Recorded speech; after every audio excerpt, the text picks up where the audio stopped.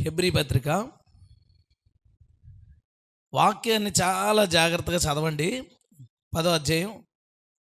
ఒక్క ఒక చిన్న క్వశ్చన్ అడుగుతాను దాంట్లోంచి, అందుకని. హెబ్రీ పత్రిక 10వ అధ్యాయం 35వ వచనం. కాబట్టి మీరు ధైర్యమును విడిచిపెట్టకండి, దానికి ప్రతిఫలంగా గొప్ప బహుమానం కలుగును. మరలా చదువుతాను చూడండి. కాబట్టి మీరు ధైర్యం విడిచిపెట్టద్దు, దానికి ప్రతిఫలంగా గొప్ప బహుమానం కలుగును అని పౌలు సంఘంతో మాట్లాడుతున్నాడు. ఏం చేయమంటున్నాడు? చాలు చదివింది చాలు అండి బాబు. చూడండి రావు, క్వశ్చన్ అడుగుతానని ఎంత తప్పు చేశాను నేను. తల్ల పైకి ఎత్తట్లేదు, చూసేస్తున్నారు. పైన ఏముంది, కింద ఏముంది, రైట్. సింపులే, అది 2 లైన్స్ ఉంది. కాబట్టి మనం ఏం చేయాలంటే ధైర్యమును విడిచిపెట్టద్దు. ఎవరో ఒక వ్యక్తి గురించి చెప్తున్నాడు అనుకుందాం. కాబట్టి మీరు ధైర్యాన్ని విడిచిపెట్టద్దు, దానికి ప్రతిఫలంగా గొప్ప బహుమానాన్ని పొందుకుంటారు. 2వ లైన్ మనకు సింపుల్గానే అనిపిస్తుంది. ధైర్యాన్ని విడిచిపెట్టద్దు, దానికి ఫలితంగా మనం ఏం పొందుకుంటామంట? గొప్ప బహుమానం కాదు, గొప్ప బహుమానాన్ని మనం పొందుకుంటాం. మళ్ళీ ఫస్ట్ లైన్కి వద్దాం. కాబట్టి మనం ధైర్యాన్ని విడిచిపెట్టద్దు. ఇప్పుడు ఆ వ్యక్తి కండిషన్ ఏంటి? ఒక వ్యక్తికి ఈ విషయం చెప్తున్నారు కదా, ఆ వ్యక్తి కండిషన్ ఎలా ఉందని ఈ మాట చెప్పాడు. చెప్పాలి, ఎలా ఉందనుకుందాం ఆ వ్యక్తి కండిషను. సౌండ్ నాకు వినపడకపోతే మీరు పెదాలు ఊపుతుంటే మీరు ఏదో చెప్తున్నట్టు మీ ఫీలింగు.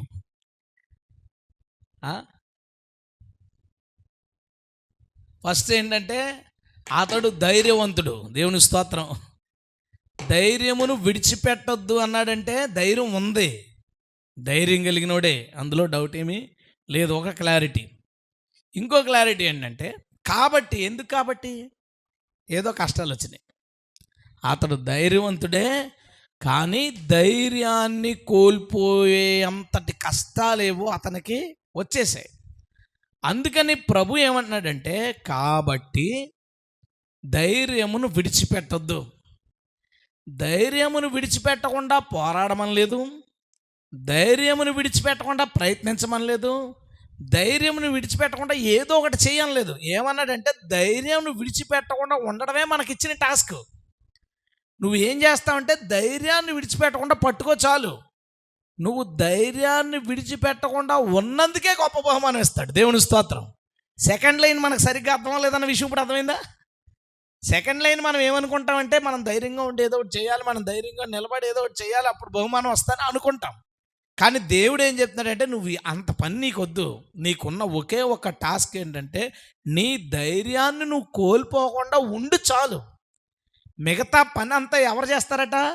దేవుడు చేసుకుంటాడు. ఇప్పుడు పైనుంచి చదువుదాం, ఇంకా మనకు బాగుంటుంది. అయితే 32వ వచనం. మీరు వెలిగింపబడిన మీదట, అంటే మీరు ప్రభువుని నమ్ముకున్న తర్వాత శ్రమలతో కూడిన గొప్ప పోరాటం సహించిన పూర్వదినాలు జ్ఞాపకం చేసుకోండి. ప్రభువు నమ్ముకున్న కొత్తలో అమ్మ తిట్లు, నాన్న తిట్లు, భర్త తిట్లు, భార్య తిట్లు, ఇంట్లో వాళ్ళు, ఊళ్ళో వాళ్ళు ఏట్రా చచ్చిపోతే ఎన్ని గొడవలు అనిపించాం మనం. ఏమన్నాడంటే అవి బయట గొడవలంటే అంతర్లీనంగా గొడవలేంటి? చచ్చికొచ్చిన ప్రతిసారి దేవుడు అది మానే ఇది మానే ఇది మానే, రోజు అదే గొడవ.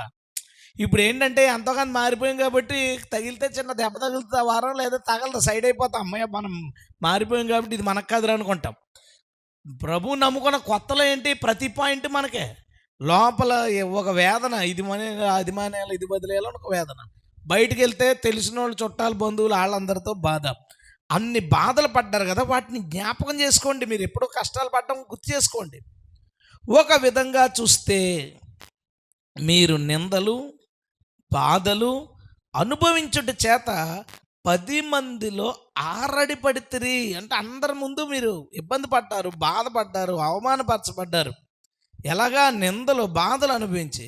మరొక విధంగా చూస్తే వాటిని అనుభవించిన వారితో పాలివారైతిరి. అంటే మంచి క్రైస్తవులతో, మంచి మినిస్ట్రీతో కొనసాగడం వలన ఇబ్బంది పడ్డామంట.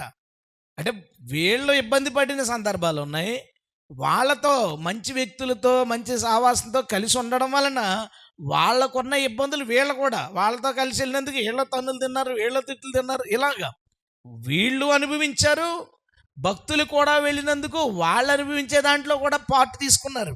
ఇంకా చూడండి, ఎలాగనగా మీరు ఖైదులో ఉన్న వారిని కరుణించి మీకు మరి శ్రేష్టమైనది స్థిరమైన స్వాస్యమున్నదని ఎరిగి మీ ఆస్తి కోల్పోటుకు సంతోషంగా ఒప్పుకొంటిరి. అలాంటి భక్తులకు సహాయం చేయడానికి ఆస్తులు కూడా కోల్పోవలసి వచ్చిందంట. ఖైదులో ఉన్న వాళ్ళని విడుదల చేయడానికి, జామీన్ ఇవ్వడానికి వీళ్ళు డబ్బులు కూడా ఖర్చు పెట్టి ఇవ్వాల్సిన పరిస్థితి వచ్చింది. అంటే ఈ సంఘం గురించి లేదా ఆ వ్యక్తి గురించి ఏం చెప్తున్నాడు? వ్యక్తి అని అనుకుంటే ఇంట్లో సమస్యలు, నిందలు, 10 మందిలో అవమానం, శ్రమలు, సమస్యలు, దానితో పాటు ఆస్తి పోవడమో, డబ్బులు పోవడమో, ఏదో ఒకటి జరిగింది. ఎన్ని రకాల బాధలు వచ్చినాయి చూడండి. అన్ని రకాల బాధల మధ్యన దేవుడు ఏం మాట్లాడుతున్నాడంటే, నీ ధైర్యమును విడిచిపెట్టకు. హల్లెలూయా. నువ్వు ఆ ధైర్యాన్ని విడిచిపెట్టకుండా గట్టిగా పట్టుకుంటే చాలు, ఖచ్చితంగా ఒకరోజు నీకు బహుమానం పొందుకుంటావు. ఏ బహుమానం?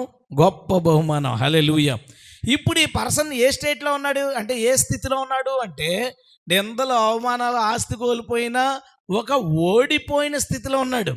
కానీ ఏం కలిగి ఉన్నాడు? ధైర్యాన్ని కలిగి ఉన్నాడు. ఏం పొందుకోబోతున్నాడు?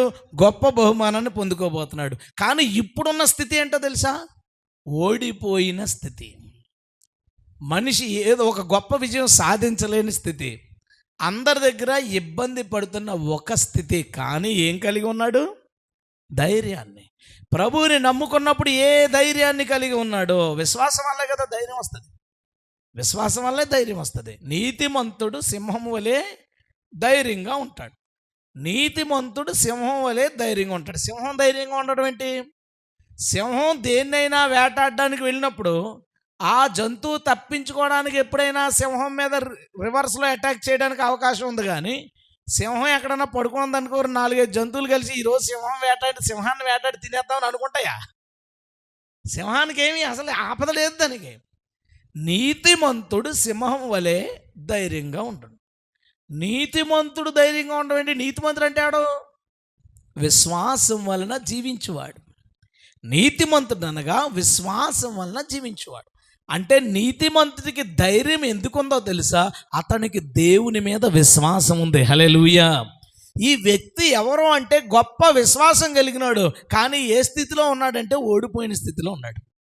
ఈరోజు నేను ఏం చెప్పాలనుకుంటున్నానంటే, ఓడిపోయిన యోధులు, ఓడిపోయిన వీరులు, వీళ్ళ గురించి చెప్పాలనుకుంటున్నాను. ఇతడు తర్వాత గెలుస్తాడు, కానీ ఇప్పుడున్న స్థితి ఏంటి? ఓడిపోయిన స్థితి. ఎందుకు వీరుడు? విశ్వాసము కలిగి ధైర్యంగా ఉన్నాడు. దేవునికి స్తోత్రం. ఈ ఓడిపోయిన వీరుల గురించి మనం చెప్పుకుందాం ఈరోజు. చెప్పుకుంటుండగా దేవుడు మనతో సూటిగా మాట్లాడునుగాక, మనల్ని ధైర్యపరచునుగాక, మనల్ని బలపరచునుగాక, మనల్ని గద్దించునుగాక. తల ఉంచుతారు, చిన్న ప్రార్థన చేసుకుందాం. దేవునికి స్తోత్రం. హల్లెలూయా. కాబట్టి మీ ధైర్యమును విడిచిపెట్టకుడి, దానికి ప్రతిఫలంగా గొప్ప బహుమానము కలుగును. చాలా చాలా ఉన్నతమైన మాటల్లో ఇది కూడా ఒకటి. మన ధైర్యాన్ని విడిచిపెట్టకుండా ఉంటే ఉన్నతమైన బహుమానం మన ధైర్యాన్ని విడిచిపెట్టనందుకు దేవుడిస్తాడట. హల్లెలూయా. అంటే ఆ బహుమానం పొందుకోవడానికి నువ్వు ఏం చేయక్కర్లేదు. చేయాల్సిన పని ఏంటో తెలుసా? నీ దగ్గర ఉన్న ధైర్యాన్ని ఆ కష్టాల్లో పోగొట్టుకోవద్దు, ఆ నిందల్లో, ఆ ఇబ్బందుల్లో దానిని పోగొట్టుకోవద్దు అని చెప్తున్నాడు. నేను మొదటగా ఒక వ్యక్తి గురించి చెప్పాలి. అతని పేరు యోసేపు. యోసేపుని వాళ్ళ ఫ్యామిలీ, వాళ్ళ అమ్మ నాన్నలు చాలా బాగా చూసుకుంటున్నారు. అందుకని అన్నయ్యలకి యోసేపు మీద చాలా అసూయ ఉంది, అది మనకు తెలుసు. యోసేపుకి ఒక దర్శనం వచ్చింది. ఆ దర్శనంలో అందరూ అతనికి సాష్టాంగ పడినట్లు వచ్చింది. వచ్చినప్పుడు యోసేపు ఏం చేయాలంటే వాళ్ళ నాన్నగారిని పక్కకు పిలిచి, ఎవ్వరు లేనప్పుడు, డాడీ నాకు ఈ దర్శనం వచ్చింది, ఇలా వచ్చింది ఏంటి అని అడగాలి. కానీ యోసేపు ఏం చేశాడో తెలుసా? అందరూ ఉండగా అందరి ఎదుట దేవుడు నాతో ఇది మాట్లాడాడు అని చెప్పాడు. చాలా ధైర్యవంతుడే. అలా చెప్తే వాళ్ళకి ఇంకా కోపం వచ్చిందా? ఇంకా కోపం వచ్చింది. సరే, వాళ్ళు మనసులో పెట్టుకున్నారు, ఈయనకేం ఇబ్బంది లేదు, చెప్పేశాడు ధైర్యంగా. తర్వాత వాళ్ళ అన్నయ్యలు ఒక చోట దూరంగా పొలంలో ఉంటే వాళ్ళు ఎలా ఉన్నారు ఏంటి వాళ్ళకి కావలసిన వస్తువులు అనేవి ఇచ్చి యోసేపుని ఒక్కడిని పంపించాడు. ఆ రోజుల్లో రోడ్లు, స్ట్రీట్ ల్యాంపులు, ఇళ్ళు ఏమైనా ఉంటాయి? ఏమీ లేవు. అడవిలో ప్రయాణం. ఒంటరిగా ప్రయాణం చేసుకుని వెళ్ళాడు. భయమేమి లేదు అతనికి. ధైర్యవంతుడే. ఎందుకంటే ఈ వచనానికి ఎలా సరిపోతున్నాడో చెప్తున్నాను. ధైర్యవంతుడే. ఈ ధైర్యవంతుడిని పట్టుకున్నారు, కొట్టారు, గోతిలో పాడేశారు. చంపేద్దాం అనుకున్నారు, వద్దులే అనుకుని గోతిలో పాడేశారు. గోతిలో పాడేస్తే ఏమవుతుంది? ఎంతో కొంతగా అమ్మితే సమోసాలన్నా కొనుక్కొచ్చాను, దారిలో ఉన్న వాళ్ళకి అమ్మేశారు. అమ్మేస్తే అమ్మేసినోడిని తీసుకెళ్ళి ఐగుప్తులో ఒక ఇంట్లో, పోతిఫర్ అనే ఒక ఇంట్లో దాసుడి కింద అమ్మేశారు. బాగా చూసుకున్న నాన్న లేడు, అమ్మ లేదు, ఫోన్లు, అడ్రస్లు, బయటికి వెళ్ళే అవకాశాలు ఏమీ లేవు. అమ్మేశారు బానిసగా అమ్మేసినప్పుడు గుర్తేస్తారా అతనికి? బయటికి వెళ్తే గుర్తుపడేస్తారు అతను బానిస, అతను బయటకు వచ్చేసాడని. సో ఇది తప్పించుకోవడానికి లేదు. అన్నదమ్ములే తనని ద్రోహం చేసి ఇంత దారుణంగా చేశారు. నేను లేనన్న సంగతి తెలితే డాడీ ఏమైపోతాడు, ఇంట్లో ఏమైపోతారు, ఎన్ని రకాల బాధలు వచ్చేసినాయండి. చిన్న కుర్రోడండి, అల్లారు ముద్దుగా ఇంట్లో పెంచబడుతున్నవాడు ఒకే ఒక్క రోజులో జీవితం తల్లక్రిందులైపోయింది. అలాంటి ఒక పరిస్థితి వచ్చినప్పుడు మన ప్రజెంట్ సొసైటీలో జనాలు ఎలా ఉన్నారంటే, తల్లి లేదు, తండ్రి లేదు, సొంత వారే వ్యతిరేకించారు, ఉండడానికి ఇల్లు లేదు, బానిస బ్రతికైపోయింది, ఇలాంటి బ్రతికి ఎందుకురా, చచ్చిపోతే బాగున్ను అని అనుకుంటారు. లేదా ఏదోలాగా ఈ బ్రతకలేము, ఎక్కడో చోటగా పారిపోదాం అనుకుంటారు. ఈ రెండే ఆప్షన్లు జనాలకు. ఇప్పుడు రెండే ఆప్షన్లు, పారిపోవాలి లేదా చచ్చిపోవాలి. కొంతమందికి ఇది బాగా అలవాటు కూడా. ఏంటంటే ఏమైనా అంటే నేను చచ్చిపోతాను. అరే నీకు అర్థం అవట్లేదు. ఎవరైనా నిన్ను ఇబ్బంది పెడుతున్నారని నువ్వు నేను చచ్చిపోతాను అన్నావు, చచ్చిపోయావు అనుకో, పనిష్మెంట్ ఎవడికి వస్తుంది? చచ్చిపోయినోడికి వస్తుంది. ఎందుకంటే వీడు పోన్లే వానవున్నాడు, వీడు చచ్చిపోయిన వాళ్ళు కిందకి వెళ్ళిపోయి అక్కడ ఉంటుంది అసలైన బాధ. అక్కడ మంచినీళ్ళు లేవు, ఏసీలు లేవు, ఫ్యాన్లు లేవు, తీవ్రమైన వేడి, కటిక చీకటి, ఆ పక్కన ఈ పక్కన ఓ అని ఏడిసేవాడు తప్ప ఎవడో లేడుక. నువ్వు అదే పనిగా ఏడడం తప్ప ఏమీ లేదు. ఆడు అనుకుంటాడు నేను చచ్చిపోతాను. అరే చచ్చిపోతాను బెదిరిస్తాడు. చచ్చిపోతే నీకే ప్రాబ్లం. ఈ మధ్యకాలంలో ఇంకా ఎక్కువైపోయింది. ఒక కుర్రాడు ఆడు 10వ తరగతి, ఆడు బెదిరిస్తాడు, అమ్మ నాకు ఇది ఇవ్వకపోతే చచ్చిపోతాను అంటాడు. ఆడు ఎంటర్, ఆడు బెదిరిస్తాడు, భార్య ఆమె బెదిరిస్తాడు. మాట గబుక్కరి సీరియస్ అంటే నేను చచ్చిపోతాను. మీకు చెప్పాను ఒకసారి ఒక సిచ్యువేషన్. షెటిల్ ఆడుకుంటున్నారు ఫ్రెండ్స్, ఈమె ఫోన్ చేసింది త్వరగా ఇంటికి రాని. ఏమంటే గేమ్ మధ్యలో వదిలేసిపోయాడంటే ఫ్రెండ్స్ ఏమంటారండి? అరే మీ ఆవిడంటే భయం కదా, పోయావు. ఆ అన్నవాడికి భయం ఉంటుంది, బట్ సిచ్యువేషన్ వీడికి తగిలింది, మరి ఏం చేద్దాం? ఫోన్ వీడికి వచ్చింది కాబట్టి ఇతను జరిగిన సిచ్యువేషన్ చెప్తున్నాను. మన తూర్పుగోదావరి జిల్లాలో జరిగింది. తను ఏమన్నాడంటే వస్తాను, కాసేపట్లో వస్తాను. మళ్ళీ ఫోన్ చేసింది, మళ్ళీ నువ్వు రాకపోతే చచ్చిపోతాను. ఈగో అట్ట అయిపోయింది. వీడు ఫోన్ కట్ చేసాడు, షెట్లు ఆడుకుని వెళ్ళేసరికి చచ్చిపోయింది, ఊరేసుకుని చచ్చిపోయింది. ఇప్పుడు వీడు 3 నెలలు బాధపడతాడు, 6 నెలలు బాధపడతాడు, ఇంకొక ఆవిడని పెళ్లి చేసుకుంటాడు, ఆడి జీవితం ఆడు బతుకుతాడు. లేదా మళ్ళా వివాహ జీవితం వద్దురా బాబు అని హ్యాపీగా ఆడు బతుకు, సింగిల్గా ఆడు బతికేస్తాడు. రెండట్లో ఏదో ఒకటి చేసుకుంటాడు. కిందకు పోయింది చూసావా ఈవిడి సంగతి ఏంటి? 6 నెలలకే ఏమన్నా మారిందా పనిష్మెంట్? సంవత్సరానికి మారిందా పని? ఒక 2.5 years ఎంత అయింది? 2 సంవత్సరాల నుంచి కింద ఒకటే బాధ. అక్కడి నుంచి ఆ చుట్టుపక్కల వాళ్ళు, అంటే ఈ సిచ్యువేషన్ ఎవరు చెప్పారో నేను చెప్తాను, అంటే ఎందుకు చెప్పారో చెప్తాను.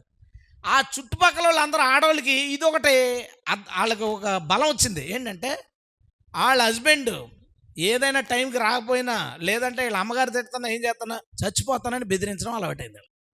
అలా చచ్చిపోతానని బ్లాక్మెయిల్ చేస్తున్న భార్య యొక్క భర్త నాకు ఫోన్ చేశాడు.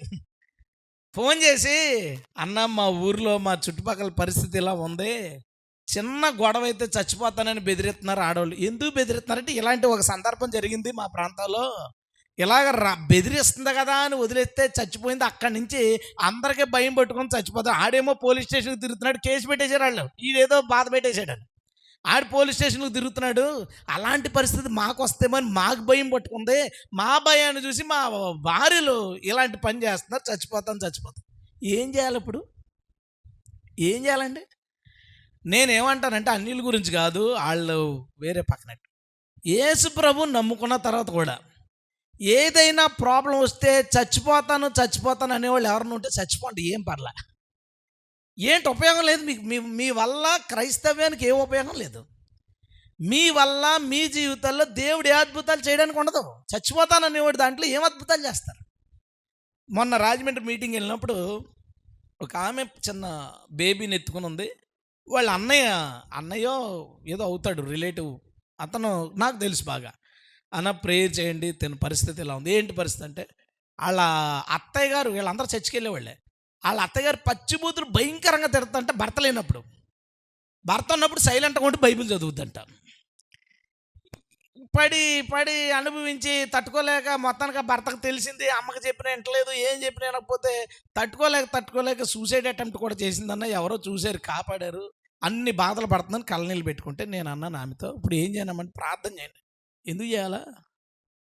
మీ అత్త ఏదో ఒక రోజు మారడానికి ఛాన్స్ ఉంది, నువ్వు చచ్చిపోతే మారడానికి ఛాన్స్ లేదు. వాళ్ళ అత్త గయ్యాలి, అందుకని ఆత్మహత్య చేసుకోవాలనుకుంది. ఒకవేళ చచ్చిపోయింది అనుకో, ఏం ఛాన్స్ ఉంది మారడానికి? ఆ గయ్యాల అత్తకన్నా అవకాశం ఉంటుంది, కానీ ఆత్మహత్య చేసుకుని చచ్చినోడికి ఏం అవకాశం ఉంటుంది? మారడానికి ఏం అవకాశం లేదు. ముందు నువ్వు తప్పు చేసావు, ముందు ఆ తప్పు నొప్పుకో దేవుడి దగ్గర. నువ్వెవరు నీ ప్రాణం తీసుకోవడానికి? నరుని ఆత్మ యెహోవా పెట్టిన దీపం, దాన్ని ఆయన కావాలనుకున్నప్పుడు ఆర్పుతాడు. దేవునికి స్తోత్రం. ఈ పుట్టినరోజులు ఇవన్నీ వచ్చినప్పుడు దీపాలు ఆర్పడాలు అలవాటు అయిపోయినాయి జనాలకి. ఆడి దీపం ఆడ ఆర్పేసుకుంటున్నాడు. అరే, నీ దీపం ఆర్పుకునే హక్కు నీకు లేదు, ఎందుకంటే నీ దీపాన్ని దేవుడు పెట్టాడు. అది ఎన్ని రోజులు వెలగాలో దానికి దేవుడు ఫిక్స్ చేశాడు. ఆ రోజు వరకు అది వెలుగుతుంది. నీ జీవితంలో ఉన్న సమస్యకి పారిపోవడం, చచ్చిపోవడం మాత్రమే కాదు, ఇంకొక దారి ఉంది. ఏంటో తెలుసా? నీ యొక్క ధైర్యాన్ని గట్టిగా పట్టుకోవడం. ఇంకోటి ఏం చేయకు. నీకున్న ధైర్యాన్ని, నువ్వు నమ్ముకున్నావు కదా ప్రభుని, నీవు నమ్ముకున్న దేవుడు చేతగాని వాడు కాడని నువ్వు అనుకున్నంతకాలం, నువ్వు నమ్ముకున్న దేవుడు నీ బాధలు కష్టాలు చూస్తున్నాడని అనుకున్నంతకాలం నీ ధైర్యాన్ని అలా గుప్పిట్లో పెట్టుకో. ఒక రోజు ఒకడిని ఎలాగ ఎరగొట్టాలో, నలగొట్టాలో, తరిమేలో ఆయనకు తెలుసు, ఆయన చూసుకుంటాడు. దేవుని స్తోత్రం. పారిపోలేదు యోసేపు, చచ్చిపోలేదు, పారిపోలేదు. అదే ఇంట్లో బానిసగా ఉన్నాడు. దేవుడు హెచ్చించాడు. అందరూ యోసేపుని గణపరుస్తున్నారు. సడన్గా ఒక భయంకరమైన నింద పడింది. క్యారెక్టర్ మీద పడిపోయింది నింద. యజమాని భార్యని బలాత్కారం చేయడానికి ప్రయత్నించాడు అని నింద వేసినప్పుడు ఇప్పుడు ఓకే, బానిసత్వం భరించడం పర్లే, క్యారెక్టర్ ఉన్నవాడికి క్యారెక్టర్ మీద వేస్తే ఎలా ఉంటుంది? క్యారెక్టర్ లేనివాడు ఏమన్నా ఆడికి ఏం ఇబ్బంది ఉండదు. ఆడికి లేదు కదా క్యారెక్టర్, ఆడికి పెద్ద ఫీల్ అయ్యేది ఉండదు. యాక్ట్ చేస్తాడంతే, నన్ను ఎంత మాట అంటావు అని తప్ప ఆడికి ఏం లోపల ఎన్నారు ఫీలింగ్ ఏమి ఉండదు. ఆడికి క్యారెక్టర్ లేదు కాబట్టి. క్యారెక్టర్ ఉన్న వాళ్ళని ఏమైనా అన్నప్పుడు వాళ్ళకి చాలా బాధ వస్తుంది. ముఖ్యంగా ఆడవాళ్ళకి ఎలా ఉంటుందంటే, వాళ్ళ ప్రవర్తన విషయంలో, వాళ్ళ క్యారెక్టర్ విషయంలో ఏదైనా ఒక మాట అంటే మాత్రం చాలా బాధ వస్తుంది. అందుకని ఆమె ఏమంటుందంటే, అయ్యా నువ్వు ఒకవేళ తిట్టు ఏదైనా విషయం మీద, వంటలు బాగోపోతే ఒకవేళ కొడితే కొట్టు, నా క్యారెక్టర్ మాత్రం అంటే చచ్చిపోవాలనిపిస్తుంది అంటే చచ్చిపో. ఏంటి ఈ మాట ఎందుకు వస్తుంది జనాలకి ఎందుకు ఈ మాట మాట్లాడితే చచ్చిపోతాను ఎందుకండి? ఒక వ్యక్తిని, క్యారెక్టర్ని తప్పుగా మాట్లాడినంత మాత్రాన చెడ్డదాని అయిపోతామా, చెడ్డోళ్ళం అయిపోతామా? అవ్వం కదా. ఎందుకు చచ్చిపోవాలప్పుడు? ఒక లేని మాట అన్నందుకు అన్నవాడు బాధపడాలి. అన్నవాడు ఏదో ఒక రోజు తప్పు తెలుసుకుని ఇలా అన్నానంటే అనుకోవాలి. లేదా అన్నవాడు తప్పు తెలుసుకోకపోతే అలా తప్పుడు మనిషిగానే ఉండాలి. నేను ఎందుకు ఫీల్ అవ్వాలి? మన క్యారెక్టర్ని మనం తప్పు చేయనప్పుడు, ఒక వ్యక్తి మనం తప్పు చేసామని అన్నప్పుడు ఎందుకు కృంగిపోవాలి? ఎందుకు అలా ఫీల్ అయిపోవాలి? ఎందుకు నేను ఇంకెందుకు బతకాలి? నా భర్త ఎలా అన్నప్పుడు, నా అత్త ఎలా అన్నప్పుడు నేను ఎందుకు బతకాలి? నీకు వీళ్ళందరూ తప్ప దేవుడు అనేవాడు కనపడలేదా? అంత పెద్ద నిందపడి జైలుకి వెళ్ళినప్పుడు జైలుకి కూడా ధైర్యాన్ని పట్టుకుని వెళ్ళిపోయాడు తప్ప చావలేదు, పారిపోలేదు. దేవుని స్తోత్రం. జైల్లో కూర్చున్నాడు. అసలు ఆలోచించండి, యోసేపు స్థానంలో నువ్వు ఉంటే ఎక్కడున్నావు, ఎక్కడ పోతున్నాను? తెగిపోయిన గాలిపటం ఆ చెట్టు కొన్ని రోజులు పట్టుకుని ఎగిరిపోయి ఇంకో చెట్టుకు తగులుకొని, ఎగిరిపోయి ఏదో కొమ్మకు తగులుకొని చిరిగిపోయి ఇలాగ కొట్టుకుపోయినట్టు గోతులో పడ్డాడు. ఇస్మాయిల్కి అమ్మపడ్డాడు, పోతీఫర్ ఇంట్లో పడ్డాడు, అక్కడి నుంచి జైల్లో పడ్డాడు, కానీ ఎక్కడున్న ధైర్యాన్ని మాత్రం వదలలేదు. దేవుని స్తోత్రం, హల్లెలూయా. నేను చెప్పాలనుకుంటున్నది అది. నీకు నీ లైఫ్లో తట్టుకోలేనని నిందలు, సమస్యలు, అసలు చెప్పుకోవడానికి కూడా ఎవడు లేని ఒక పరిస్థితి ఏర్పడితే, ఆ సమయంలో నీకు ఉన్నాయి 2 దారులు కాదు, పారిపోవడం, చచ్చిపోవడం దారులు కాదు. అది నీ కష్టాలను పెంచుకోవడం, నీ సమస్యని పెంచుకోవడం, నిన్ను నువ్వే నాశనం చేసుకోవడం, నీకు నువ్వే జీవిత కాలం అంటే ఇంక ఎప్పటికీ పోని పనిష్మెంట్ నువ్వు వేసుకోవడం. ఎవడో చేసిన తప్పుకి నీ జీవితం మీద ఎందుకు శిక్ష వేసుకోవాలి? ఆడెవడో తాగేస్తాడు, ఆడెవడో తప్పుడు రిలేషన్లో ఉంటాడు, భార్యని ఇబ్బంది పెడుతుంటాడు, ఈవిడ చచ్చిపోతాడు. నేను అంటాను, ఆమె ఎందుకు చచ్చిపోవాలా? వాడు తప్పు చేశాడు, వాడు తాగుబోతాడు, వాడు తిరిగిపోతాయినప్పుడు ఈమె ఎందుకు చచ్చిపోవాలి? ఒక్కొక్కసారి ఎలా ఉంటుందో తెలుసా, మా ఊర్లో ఆదని ఒక అతను ఉంటాడు. ఆదని 6 feet పైన ఉంటాడు ఖచ్చితంగా. ఇలా చూసి మాట్లాడాలి. మా చర్చి పక్కనే వాళ్ళ ఇల్లు ఉండేది, చిన్న సిమెంట్ ఇటుకలతో కట్టుకున్నారు. వాళ్ళ ఆవిడ మహా గయ్యాలి. ఎంత ఉంటుందో తెలుసా? నా అంత ఉంటుంది అంతే, ఇంకెక్కువ ఉండదు. అతను 6 feet పైనే ఉంటాడు, మహా గయ్యాలి.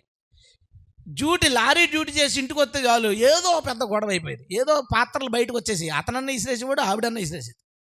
కొన్ని రోజుల తర్వాత సడన్గా గొడవ పెరిగిపోయి ఆవిడ ఇష్టం వచ్చినట్టు, ఆవిడతో తప్పు, ఇతను చాలా మంచోడు, గొడవ పెరిగిపోయి ఏదేదో మాటలంటే మనస్తాపం చెంది పురుగుల మందు తాగి చచ్చిపోయాడు.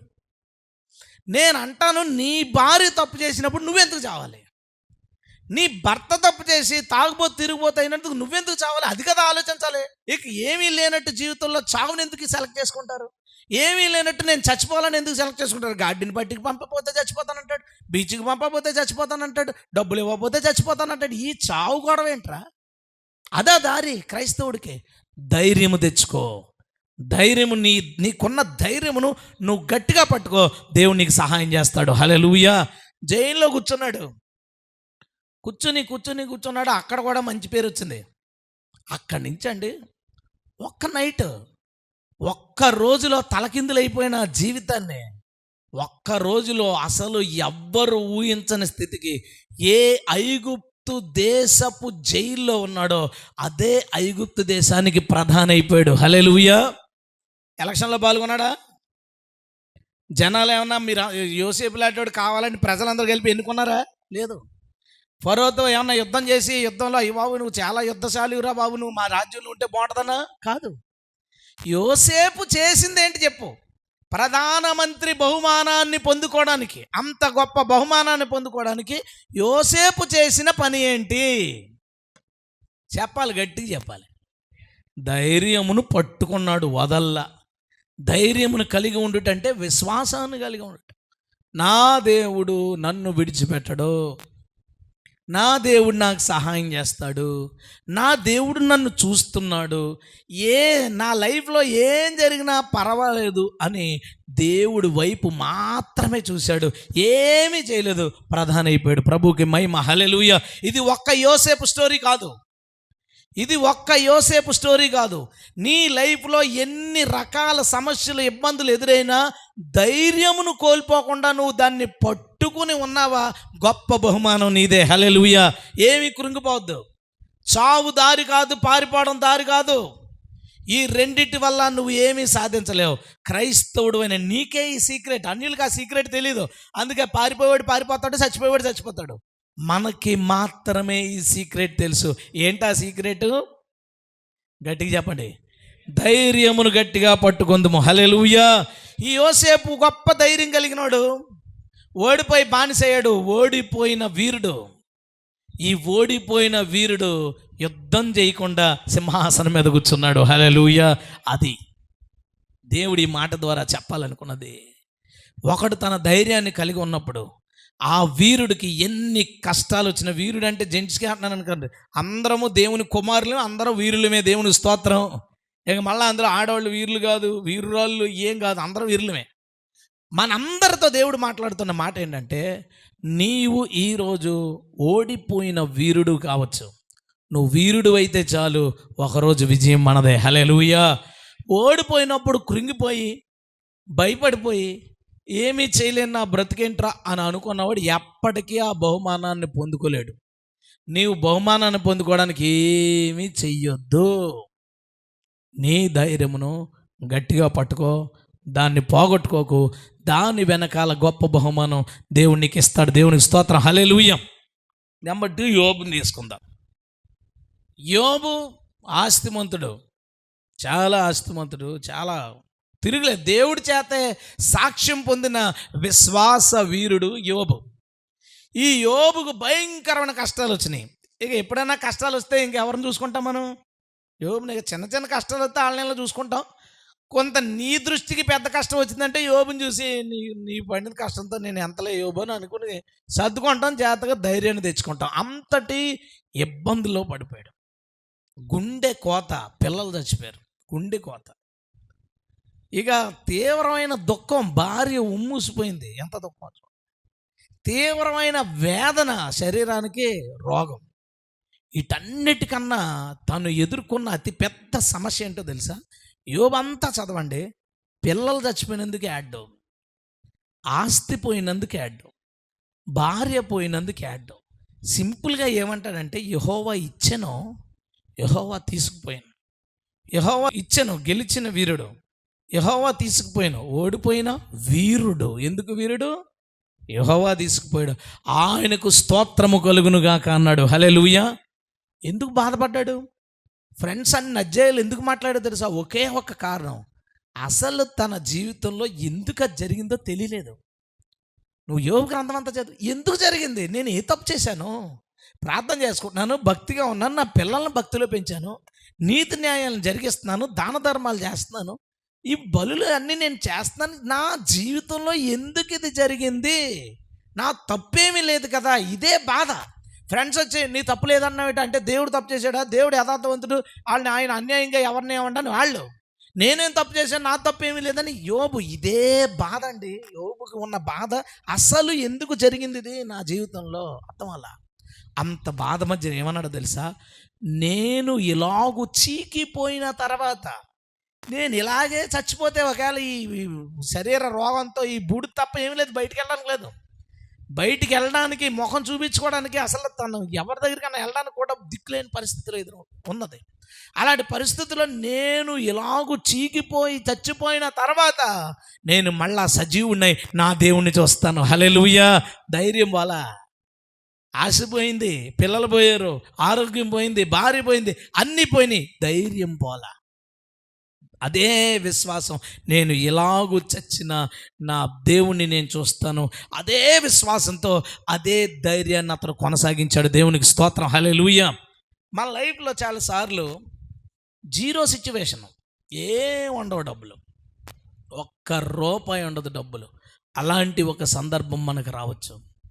చేతిలో రూపాయి లేదు, అవసరాలు మన ముందు పరిగెత్తుకుని వస్తున్నాయి, గందరగోళం అయిపోతాం, కంగారు పడిపోతాం. ఎలాగా ఎలాగా ఎలాగా ఎలాగా అలాంటి సందర్భంలో నువ్వు చేయాల్సిన పని ఏంటో తెలుసా? నీ చేతిలో డబ్బులు ఉన్నప్పుడు ఎలాంటి ధైర్యం కలిగి ఉన్నావో అదే ధైర్యాన్ని నువ్వు కలిగి ఉండు. హల్లెలూయా. డబ్బులు నీ దగ్గర లేవు కానీ మీ నాన్నగారి దగ్గర ఉన్నాయి, ప్రభు దగ్గర ఉన్నాయి. డబ్బులు నీ చేతిలో లేవంతే, ప్రభు దగ్గర ఉన్నాయి. కాబట్టి కంగారు పడాల్సిన అవసరం ఏం లేదు. మొన్న మచిలీపట్నం మీటింగ్లో 15,000 అప్పు చేశాను. అప్పుడప్పుడు చిన్న చిన్న అప్పులు చేస్తాం, దేవుడి ఇచ్చేస్తాం. ఒకరి దగ్గర నేను తీసుకున్నాను. తను వెంటనే అడగడు, నాకు తెలుసు, కానీ అతనికి అవసరంలో ఉన్నాడు, నేను ఇవ్వాలి. నా అకౌంట్లో ₹5.40 ఉంది. వారం రోజులు అదే బ్యాలెన్స్, 8 రోజులు 9 రోజులు అదే బ్యాలెన్స్. ఎవడు పంపించలేదు ఎందుకో. ₹5.40 ఉంది, 15,000 ఇవ్వాలి. అస్సలు తను ఫోన్ చేసినప్పుడు నేను ఫోన్ చేసి మనం మాట్లాడుకుంటున్నాం, డబ్బుల గురించి తను ఎత్తట్లేదు, నాకు దాని గురించి కంగారు లేదు. అయ్యో ఇవ్వలే, దేవుడు చూసుకుంటాడే, దేవుడు చూసుకుంటాడు, ఇద్దాంలే, దేవుడు ఇచ్చినప్పుడు ఇద్దాంలే. సడన్గా ఒక ఆయన కాల్ చేసి, బ్రదర్ పరిచర్య కొంత 20,000 వేసాడు. ఎంత వేసాడు? 20,000 వేసాడు. అతనికి 15,000 కొట్టగా ₹5 బ్యాలెన్స్ అలా ₹5,005 అయిపోయింది. నాకు 15,000 కావాలి, 15,000 ఇస్తే బహుమానం, 15,000 కావాలి, 20,000 ఇస్తే గొప్ప బహుమానం. దేవుని స్తోత్రం. ఏమిస్తానని చెప్పాడు ఆయన? గొప్ప బహుమానం ఇస్తాను. నేను కనుక కంగారు పడిపోయాను ఇంకో, ప్రభు చూసి ఇంకెప్పుడు నేర్చుకుంటారో విశ్వాసం, ఎన్ని ప్రసంగాలు చేసావు నీ బతుక్కి, నీ ఎందుకురా 15,000 దగ్గర కంగారు పడ్డాను చీ అంటాడా అంటాడు. అసలు అంత కూడా ఆలోచించలేదు. దేవుడు చూసుకుంటాడు, దేవుడే చూసుకుంటాడు. అంతకన్నా పెద్దది నీ జీవితంలోకి వచ్చినా, అంతకన్నా అవసరం నీకు వచ్చినా, ఒకటి మాత్రం మర్చిపోకు, నీ ధైర్యమే నీకు విజయాన్ని ఇచ్చేది. హల్లెలూయా. నువ్వు ఏమి కంగారు పడిపోయి ఏదో చెయ్యాలని అనుకోవద్దు. నువ్వు ఏమీ లేని పరిస్థితుల్లో ఎదురున్నప్పుడు నీ పని ధైర్యాన్ని గట్టిగా పట్టుకున్నాడు యోబు. పట్టుకున్నాడు యోబు డైలాగ్ మనం సగమే ఉన్నాం. యెహోవా ఇచ్చెను, యెహోవా తీసుకుపోయాను. కానీ కంప్లీట్ డైలాగ్ ఏంటో తెలుసా? యెహోవా ఇచ్చెను, యెహోవా తీసుకుపోయాను, మళ్ళీ యెహోవా రెట్టింపిచ్చెను. దేవుని స్తోత్రం. అది కదా యోబు లైఫ్. అదే యోబు లైఫ్. తీసుకుపోయిన దాన్ని అంతటినే చాలా షార్ట్ టైంలో మరలా దేవుడు రెట్టింపిచ్చాడు. యోబు ఏం బిజినెస్ చేశాడు రెట్టింపు సంపాదించడానికి?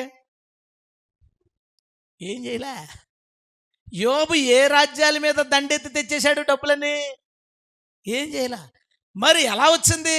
సింపుల్, మీ ధైర్యమును మీరు చేపట్టుడి, దానికి ప్రతిగా మీ ధైర్యం కోల్పోకుండా ఉంటేనే వచ్చే బహుమానం అది. ఇంకా చేస్తే ఎక్స్ట్రా వచ్చేయేమో తెలీదు, కానీ ఆశీర్వాదం అంతా మాత్రం ఎందులో ఉందో తెలుసా? నీ ధైర్యమును నువ్వు కోల్పోకుండా దానిని గట్టిగా పట్టుకున్న ఎడలా, నువ్వు దాన్ని గట్టిగా పట్టుకున్నందుకే బహుమానం ఇచ్చేస్తాడు, గొప్ప బహుమానం ఇచ్చేస్తాడు. ఇంకేదో చేయడం పక్కన పెట్టు. ఎంత షార్ట్ కట్ అండి క్రైస్తవుడి ఆశీర్వాదం. దీని గురించి తెగ గింజుకుపోయి పొద్దున్నే ఏం వాగ్దానం వచ్చింది నాకు, ఈరోజు వాగ్దానం ఏమొచ్చింది, డైలీ వెర్స్లో ప్రామిస్ ఏమొచ్చింది, క్యాలెండర్లో ఏమొచ్చింది, ఇన్ని బాధలు పడతావంటే సింపుల్. యేసును నమ్ముకోవడం వల్ల నీ విశ్వాసాన్ని బట్టి నీకు ధైర్యం వచ్చింది చూసావా?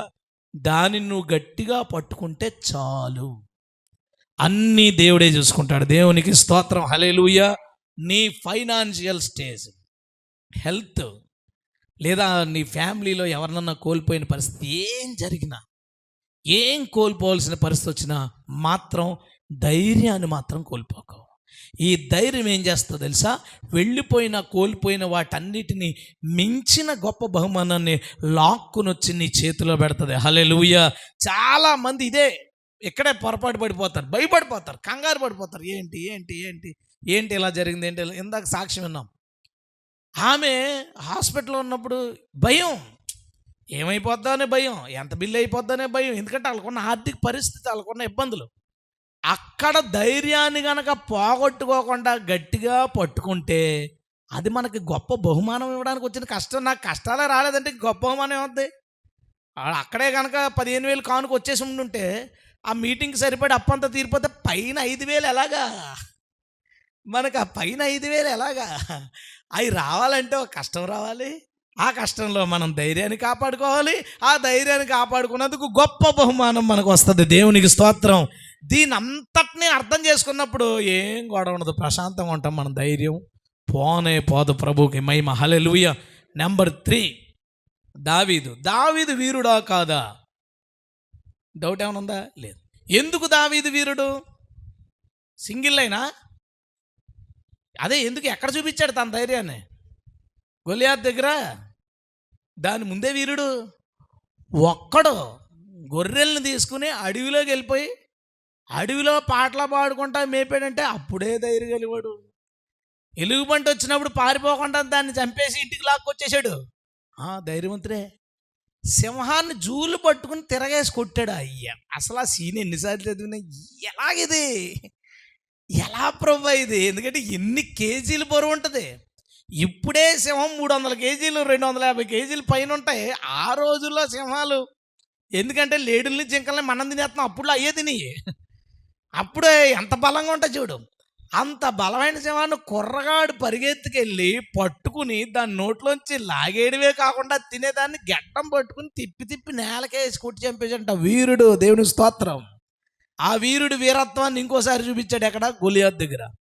అంతటి వీరుడికి ఎంత కష్టం వచ్చిందంటే, సౌలు చంపేయాలని అనుకున్నప్పుడు పారిపోయి ఎక్కడ దాక్కోవాలో దారి లేదండి. ఇంటికి వెళ్దామంటే అక్కడ పెడేశాడు మనుషుల్ని. అన్ని జాతులకి ఫోటో పంపేశాడు. వీడు ఎవడైనా ఎక్కడికైనా కనబడితే నాకు అప్పగించండి. ఎక్కడా దాక్కోవడానికి లేదు. ఒక్క మనిషిని రాజ్యంలో ఉన్న వాళ్ళందరూ శత్రువుగా భావించి చంపేయాలని చూస్తున్నప్పుడు ఆ వ్యక్తి పరిస్థితి ఏంటి, ఆ వ్యక్తి ఆలోచన ఎలా ఉంటుంది? అలాంటప్పుడు పాటలు రాస్తాడు కదా, రాత్రి వేళ పడుకుని నీ మాట కోసం ఎదురు చూస్తున్నాను. చూస్తుండగా నువ్వు దర్శనించినప్పుడు, నువ్వు మాట్లాడినప్పుడు కొవ్వు మీద దొరికినట్టు నాకు దొరికింది. ఇదే ఆ పాటలు. అసలు ఎవడన్నా ఏమని రాయాలి పాట అక్కడ కూర్చుని? ఎవరు లేక ఒంటరినై అలా రాసుకోవాలి పాట. ఏమని రాస్తున్నాడు? మన బంధము అలా రాస్తున్నాడు పాటలు. ఎందుకు రాశాడు అలాగా? దావీదు మొత్తం రాజ్యమంతా దావీదు శత్రువు అనుకోవచ్చు, కానీ దావీదు తన ధైర్యాన్ని పోగొట్టుకోలేదు. దేవునికి స్తోత్రం. ధైర్యం కోల్పోలేదు దావీదు. ఎలాంటి చోట్లకి వెళ్ళిపో, ఎంతమంది తరిమారండి. అవి చదువుతుంటే ఎంత జాలేస్తా అంటే, అయ్యో ఎంత వయసు, అతని వయసు ఎంత, ఒక 20 సంవత్సరాలు 21 సంవత్సరాలు వయసుండే ఒక కుర్రాడు, ఇలాంటి ఒక కుర్రాడిని 10 మంది 5గురు కాదు అతన్ని చంపడానికి వెతికేది. అన్ని జాతుల వాళ్ళు, రాజ్యము, రాజు, సైనికులు అందరూ ఒక్క వ్యక్తిని చంపడానికి వెతుకుతారు. ఎన్ని రోజులు తప్పించుకుంటాడు, ఎక్కడ తప్పించుకుంటాడు, ఏమి తిన్నాడు, ఎక్కడ పడుకున్నాడండి. అలాంటి ఒక దారుణ పరిస్థితిలో కూడా తన ధైర్యాన్ని తను కాపాడుకున్నాడు. ఇశ్రాయేల్ సామ్రాజ్యాన్ని లాగేసుకోవడానికి ఫిలిస్తీన్లు, అమోరీలు, వాళ్ళు వీళ్ళు చాలామంది చాలా యుద్ధాలు చేశారు. రాజు అయిపోవాలి ఇశ్రాయేల్ మీదని. ఇశ్రాయేల్ మీద రాజు అవ్వడానికి చాలామంది చాలా ప్రయత్నాలు చేశారు, కానీ దొరకలేదు ఇశ్రాయేల్ రాజ్యం.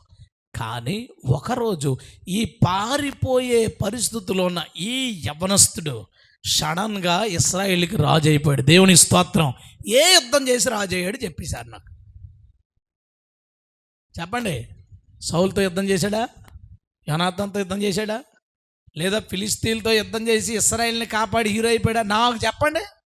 అసలు దావీదు ఇశ్రాయేల్ రాజు అవడానికి ఏం చేశాడు చెప్పండి.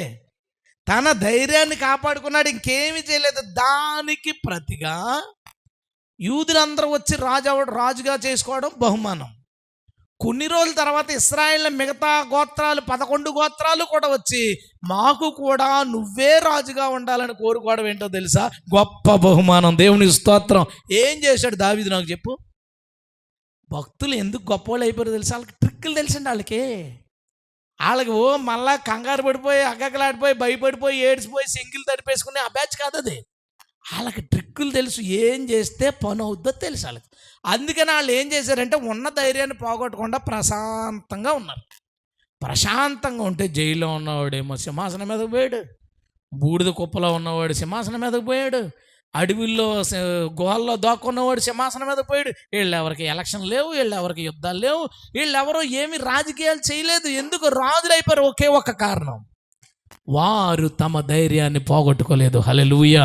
నువ్వు గుర్తుపెట్టుకో, నీ ఇంటి పక్కోళ్ళు నీకు శత్రువులు అవ్వచ్చు, నీ భర్త లేదా నీ భార్య నిన్ను శత్రువుగా భావించవచ్చు, నీ పిల్లలు లేదా నీ చుట్టాలు లేదా ఈ గవర్నమెంట్ లేదా ఎవరో నిన్ను శత్రువుగా భావించవచ్చు. ఎంతమంది నిన్ను శత్రువుగా భావించినా నువ్వు చేయాల్సిన ఒకే ఒక పని, నీ ధైర్యాన్ని నువ్వు కాపాడుకో. దేవుని స్తోత్రం. ఎప్పుడైనా ఇక్కడ ప్రవచనంలో నిన్ను గురించి చాలామంది వెతుకుతున్నారు, చాలా ప్రమాదం నీకు పొంచి ఉంది, జాగ్రత్త అని దేవుడు చెప్పాడు అనుకోండి. దేవుడు ఎన్ని చూస్తే ఆ మ్యాటర్ మనకు చెప్తాడు. నేనేమంటాను తెలుసా మనసులో?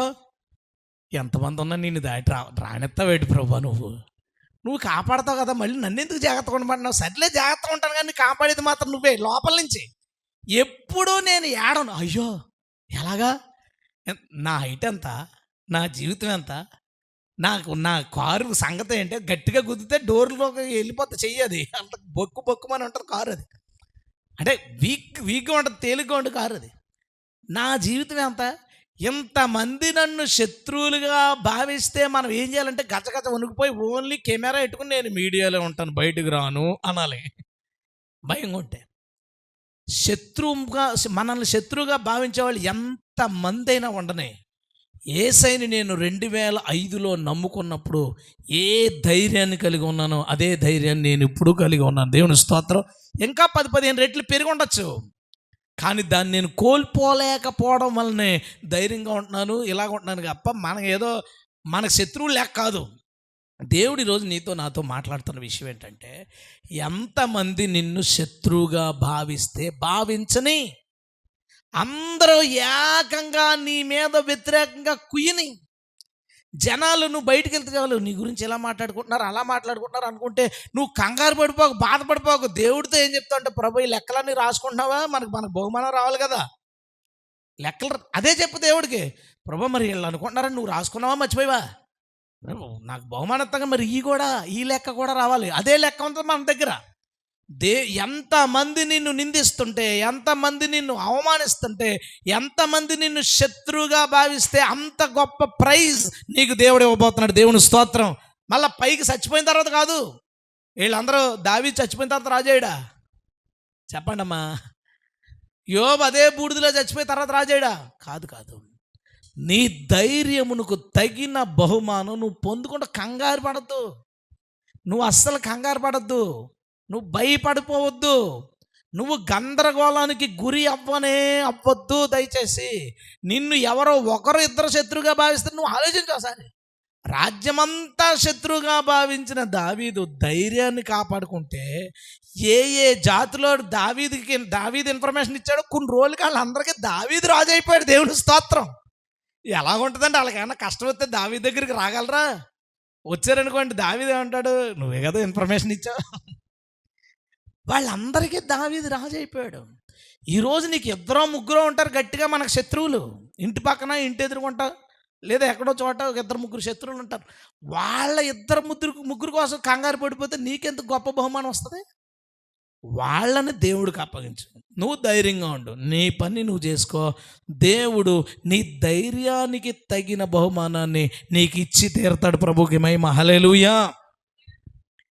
పారిపోవడం, చచ్చిపోవడం మార్గం కాదనే యోసేపు వెళ్ళిపోయాడు సింహాసనం మీదకి. సర్వం కోల్పోయిన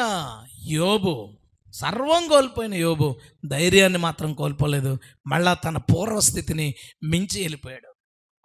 మొత్తం దేశమంతా ఒకరిని చంపేయడానికి ప్రయత్నించినప్పుడు కూడా దావీదు భయపడలా, ధైర్యాన్ని. అందుకనే అంటాడు, నీ తండ్రి సింహపు గుండె లాంటి వాడు, తన దగ్గర ఉన్న వాళ్ళు సింహపు గుండె లాంటి వాళ్ళు అని మాట్లాడతాడు రైతు.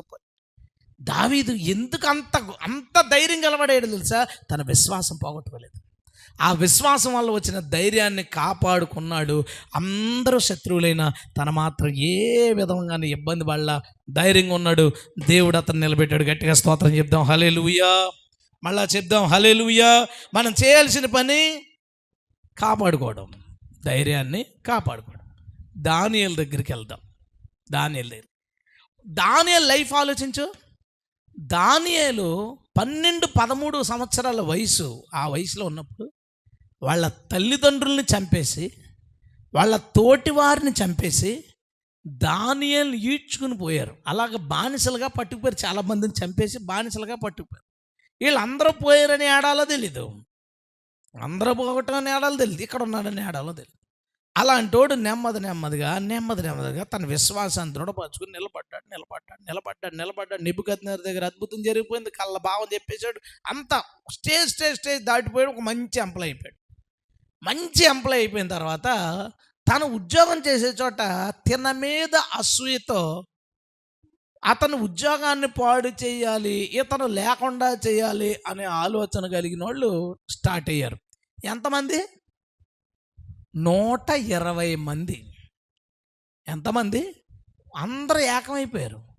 120 మంది తన ఉద్యోగాన్ని పాడు చేయాలి, తనను లేకుండా చేయాలని ప్లాన్ చేసుకున్నారు. నేను చెప్పేది ఏంటంటే, నీ ఉద్యోగం, నీ వ్యాపారం, నీ సంపాదనకు నువ్వు వెళ్ళాలనుకున్న దారి ఉందే, దేవుడు కనుక చూపిస్తే దానికి ఎంతమంది పోటీ వచ్చినా, దాన్ని పాడు చేయడానికి ఎంతమంది ఎన్ని రకాలుగా ప్రయత్నించినా, ఆ విషయంలో నీ పార్ట్నర్లు మోసం చేసినా, నీ కింద పనిచేసేవాళ్ళు నిన్ను ఇబ్బంది పెట్టినా మర్చిపోకో, నీ ధైర్యాన్ని నువ్వు కాపాడుకో చాలు. ఎవ్వడు నీ దగ్గరున్న సంపాదన రూపాయిని లాక్కుని వెళ్ళలేడు. దేవునికి స్తోత్రం. ప్రభు వాగ్దానం అండి, నీ చేతుల కష్టార్జితాన్ని నిశ్చయముగా నీవు అనుభవించదవు. నీ చేతుల కష్టార్జితాన్ని నువ్వు అనుభవిస్తావు. ఎప్పుడు? నీ ధైర్యాన్ని కోల్పోకో, అది నీ గిఫ్ట్. అది నీ ధైర్యాన్ని నువ్వు కోల్పోకో. 120 మంది ట్రై చేశారు. 120 మంది ప్లాన్ చేసి శాసనం ఒకటి రాయించారు దానియేలుకు వ్యతిరేకంగా. శాసనమే. 120 మంది ఎంప్లాయీస్ శత్రువులా? రాజశాసనం మన వాళ్ళందరినీ ఆ బిల్లు వస్తట, ఈ వ్యతిరేకత వస్తట, వీళ్ళు ఏదో అంటారట, వాళ్ళని ఏదో లోపలేస్తారని ఇంత కంగారు పడిపోతారట్రా. చుట్టూ 120 మంది ఎంప్లాయీస్ తన ఉద్యోగాన్ని నాశనం చేయడానికి, తన ప్రాణాన్ని తీయడానికి ప్రయత్నిస్తూ డైరెక్ట్గా రాజుతో శాసనం రాయిస్తే చాలా సింపుల్గా మోకరించి ప్రార్థన చేసుకున్నాడు. ఏం చేయలే. అదేంటి దానియేలు, మరి ఎలా అయితే నేను సింహాల బోన్లు వేసేస్తారు, వేస్తే అని నా ధైర్యం మాత్రం పోదు. తాను ఏం కాపాడుకున్నాడో తెలుసా? కేవలం ధైర్యమును మాత్రం కాపాడుకున్నాడు, ఇంకేమీ చేయలేదు. రెడ్ హ్యాండెడ్గా దొరికిపోయాడు. దొరికిపోగానే మన సైడ్ అయితే ఏంటో తెలుసా? విడుదల చేస్తారో చేరా, విడుదల చేస్తారో చేరా, విడుదల చేస్తారో చేరా. దేవుడేమో పెద్ద మాస్టర్ ప్లాన్ వేసుకున్నాడు లోపలికి వెళ్ళడం గురించి. ఒక నీతిమంతుడు, ఒక భక్తుడు, ఇలాంటి పనికిమాల జైల్లోకి వెళ్ళినా బయటకు వచ్చినా ఒకటే, ఉన్నా లేకపోయినా ఒకటే, వాళ్ళ వల్ల ఏం జరగదు. కానీ ఓ నీతిమంతుడు, భక్తిపరుడు, బలవంతుడు, దేవుళ్ళో ధైర్యవంతుడు లోపలికి వెళ్ళినప్పుడు జనాలు ప్లాన్ చేసుకుంటారు ఎలాగైనా రప్పించాలని. దేవుడు స్కెచ్ దేవుడికి ఉంటుంది. ఆ రోజు చూడండి, దానియేలు రెడ్ హ్యాండెడ్ పట్టుకున్నారు, తీసుకెళ్ళారు, సింహాల బోన్లో పాడేశారు. పాడేస్తే ఆ బోన్లో ఏం చేశాడు? దావీదుని జ్ఞాపకం చేసుకుని ఒక్కో సింహాన్ని టపకా టపకా టపకా టపకా రాత్రి అంతా పనిచేశాడా? చంపాడు. ఏం చేశాడు? తన ధైర్యాన్ని కాపాడుకున్నాడు, ప్రార్థన చేసుకున్నాడు. ప్రభువా, సింహాల గురించి నాకు భయం లేదు, చంపేస్తే చంపే, లేకపోతే లేదు, ఏ భయము లేదు. పొద్దున్న రాజు వచ్చాడు, బయటికి తీసుకొచ్చాడు. బహుమానం ఏంటనుకుంటున్నావు? ఆ 120 మందిని లోపలేశారు. బహుమానం ఏంటంటే 120 మందిని ఆ బోన్లో పాడేశారు, చచ్చిపోయారు వాళ్ళందరూ. గొప్ప బహుమానం ఏంటో తెలుసా?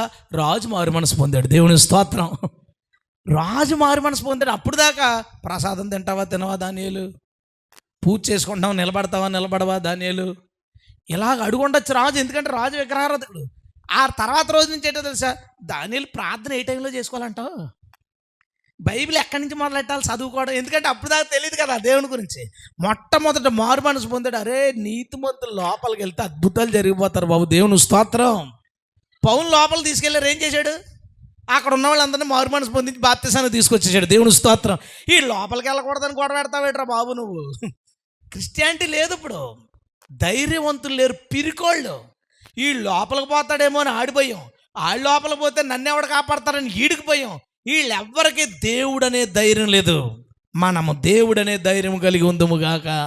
హల్లెలూయా, హల్లెలూయా. దానియేలు బహుమానంతో పాటు ఏం పొందుకున్నాడు? గొప్ప బహుమానం. ఏం చేశాడు చెప్పు?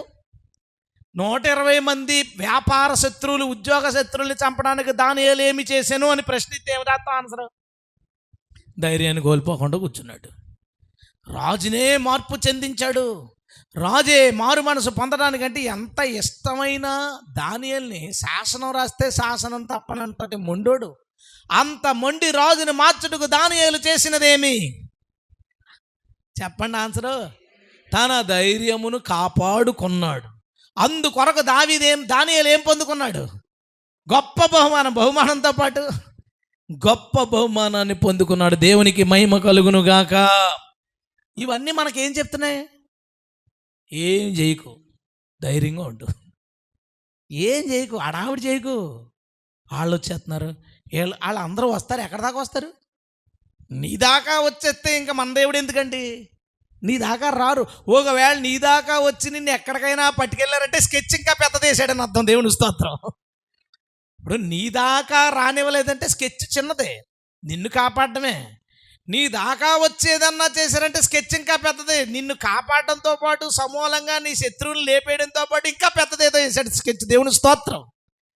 దేవుని యొక్క బుద్ధి జ్ఞానాల్ని, దేవుని యొక్క సంకల్పాన్ని అర్థం చేసుకోలేక కంగారు పడిపోయి విశ్వాసాన్ని కోల్పోయి ధైర్యం చెడిపోతున్నారు క్రైస్తవులు. నువ్వు ధైర్యం కలిగి ఉండు. ఏం జరిగినా కంగారు ఏమీ పడకో, ఏం జరిగినా కంగారు పడకో. దేవుడు మన పక్షంగా ఉన్నాడు. దేవునికి స్తోత్రం. హల్లెలూయా, హల్లెలూయా. తర్వాత ఒక వ్యక్తిని నేను మీకు చెప్తాను. మోషే ధైర్యవంతుడు కాదా? ఎప్పుడు ధైర్యవంతుడు? ఫరో దగ్గర ఉండగానే ఇద్దరిని లేపేశాడు. ధైర్యవంతుడే, కానీ ఫరో చంపేస్తాడు, ఎందుకంటే రాజు కదా. పారిపోయాడు. పారిపోయిన తర్వాత పిరికోడే కానీ దేవుడు సహాయం చేసి పంపిస్తున్నప్పుడు ఫరోకు వార్నింగ్ ఇచ్చే సిచ్యువేషన్స్ ఎలా ఉంటాయండి? అబ్బబ్బాయి చదివితే ఎప్పుడైనా ఇంటికి వెళ్ళినప్పుడు చదవండి. ఫరోకి పారిపోయినోడు వచ్చి ఫరోకి వార్నింగ్లు ఇస్తుంటాడు. ఇదిగో పంపుతావా పంపు, వచ్చే సీరియస్గా చెప్పేసి పోతుంటాడు, పెద్ద వస్తాదిలేగా. వీరుడు అండి. ఈ వీరుడు ఒకరోజు ఒక తప్పు